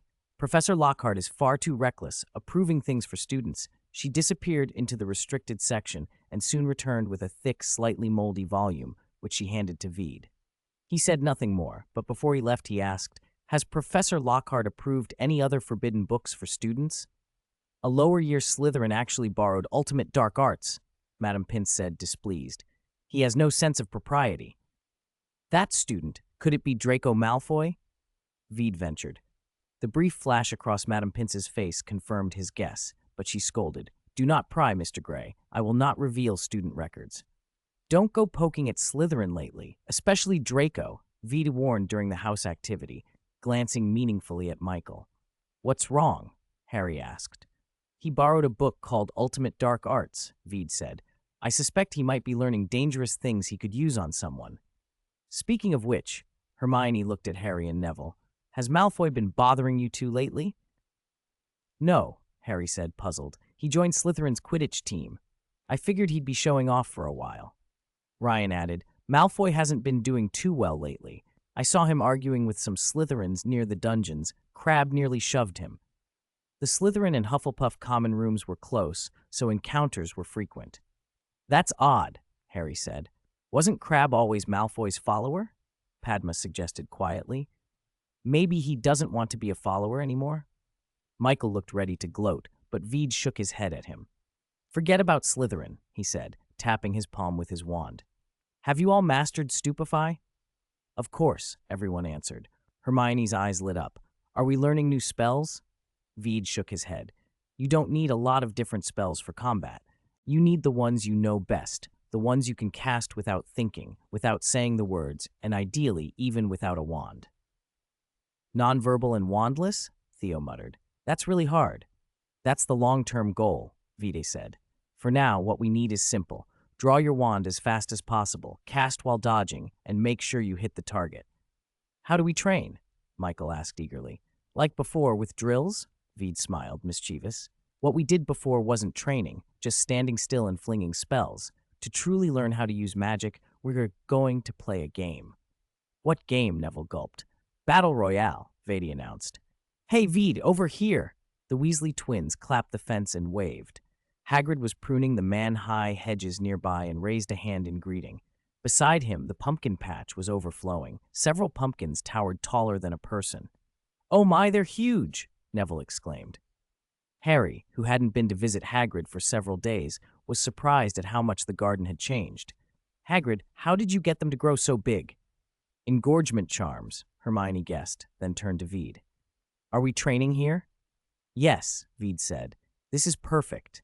Hiding behind pumpkins for surprise attacks makes defense much harder. Fred lay back on a smaller pumpkin and chuckled. The Forbidden Forest would be ideal, actually, but Hagrid won't let us in, not even the edge, George said regretfully. The Room of Requirement would be better still. It could simulate any environment. But while Peter Pettigrew was still at Hogwarts, Veed wasn't going to reveal that option to Harry and the others. Veed tapped a nearby pumpkin leaf with his wand. The leaf folded into itself and became a small brass bell, which he rang to get everyone's attention. All right, I'll explain the rules, he said. Since this is our first time playing, we'll keep it simple. Everyone's divided into two teams. Me, Fred, and Harry are the black team. We're the hunters. The rest of you are the white team. You can run, hide, or try to fight back. Hagrid will be the referee. The game lasts 30 minutes, Hagrid added. After the whistle blows, you'll have 1 minute to hide or get ready. After that minute, the black team starts the hunt. If any white team member is still alive at the end of 30 minutes, the black team loses. If everyone on the white team is taken out, the black team wins. Veed continued. Rules. No curses, no magical items besides wands. A hit from a spell counts as death, and corpses can't help teammates in any way. Any team that breaks the rules loses immediately. Clear? Everyone nodded. Fred, eager, whistled. Let's get started. I can't wait. Hagrid had already hauled a large rock into position and climbed on top so he could see the whole area. Kids, ready? Ready, they shouted.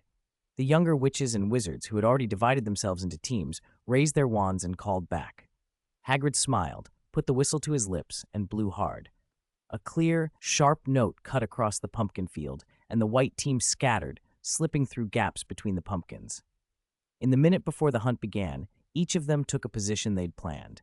Hagrid checked his pocket watch. When the minute was up, he blew the whistle again. Black team, go! Veed and Harry immediately cast shield charms on themselves. Fred stared. Wow, shield charm? I don't know how to do that. Need help? Veed asked, pointing his wand. Fred thanked him, and Veed cast a shield charm around him. Fred peered down at himself. This feels different from a normal shield charm. Veed's shield lasts about 10 minutes, Harry said. A normal one can take 2 or 3 hits before it breaks. Got it. Fred climbed up the nearest tall pumpkin. Want to come? Veed asked Harry. Harry shook his head. We only have 30 minutes. Splitting up will be faster. I don't want to lose. Okay, good luck. They split up. The pumpkin field was quiet and maze-like. Vines crisscrossed the ground like ghost traps. Veed tapped his wand to the top of his head and dissolved into invisibility, blending among the pumpkins. He flicked his wand at the ground, and the sound of his footsteps faded into nothing. He moved along the twisting paths for only a few minutes before he heard rapid breathing and a faint floral scent. Padma was crouched behind a pumpkin, wand clutched in her right hand, peeking out from time to time. She didn't notice the wand pointed at her until a red jet of light suddenly pierced the air. The thin shield she'd conjured shattered like a soap bubble. The spell hit her, and she crumpled to the ground. As darkness crept in at the edges of her vision, she thought, confused and angry. Why didn't I see anyone? Hermione, a short distance away, pulled several pumpkins together and wove vines to make a crude barrier. She peered through a gap, ready to strike first at whoever passed by. "Petrificus totalis," she whispered, expecting to immobilize an opponent. From above, though, another voice had been quieter. A moment later, a Petrificus totalis hit her. She turned in surprise and froze like a statue, dropping to the earth. From the crown of a nearby pumpkin, Fred crouched, grinning. "A few pumpkins clustered together," he said, smirking at her. "Look too obvious from above, Hermione." "Petrificus totalis!" Someone else shouted, and another spell shot out from the side, striking Fred. George bounded out, ready to gloat at his twin's success, but he was hit by a spell from an unseen attacker. Fortunately, his shield held for the moment. Fred, dazed, plucked 2 leaves and pressed them against George's startled eyes. "You're a corpse now, brother," he said in a breathless joke, then pushed himself up to continue the hunt. A stupefy shattered his shield. The spell knocked Fred down beside his brother. George lay unable to move except for blinking his eyes. "Sorry, we can't unbind your spells right now," someone said. Theo, who had been nearby, muttered an apology and bolted away. Theo, Michael, Neville, and Ryan, who had separated earlier, quickly regrouped. "The black team has fewer people," Michael said solemnly. "Vede must be underestimating us. We need to teach them a lesson and be the black team next time." The others nodded. For all their usual camaraderie, they were opponents now. Harry had been moving down another path when distant sounds told him he'd gone the wrong way. He crouched low and altered his course. Rounding a pumpkin, he suddenly came face to face with Ryan, who froze, then shouted, "He's here!" Harry reacted before his mind fully registered the threat. "Expelliarmus!" he yelled. Ryan's wand flew from his hand as 2 spells crisscrossed the narrow lane. Harry stumbled on a vine, rolled with the momentum, and fired off 3 stupefy bolts in quick succession. The spells flew in different directions. One blasted into the sky and missed entirely. Another struck a pumpkin and ricocheted, hitting Theo. The third hit Neville. "Flank him!" Michael roared, and he and Ryan rushed in from either side.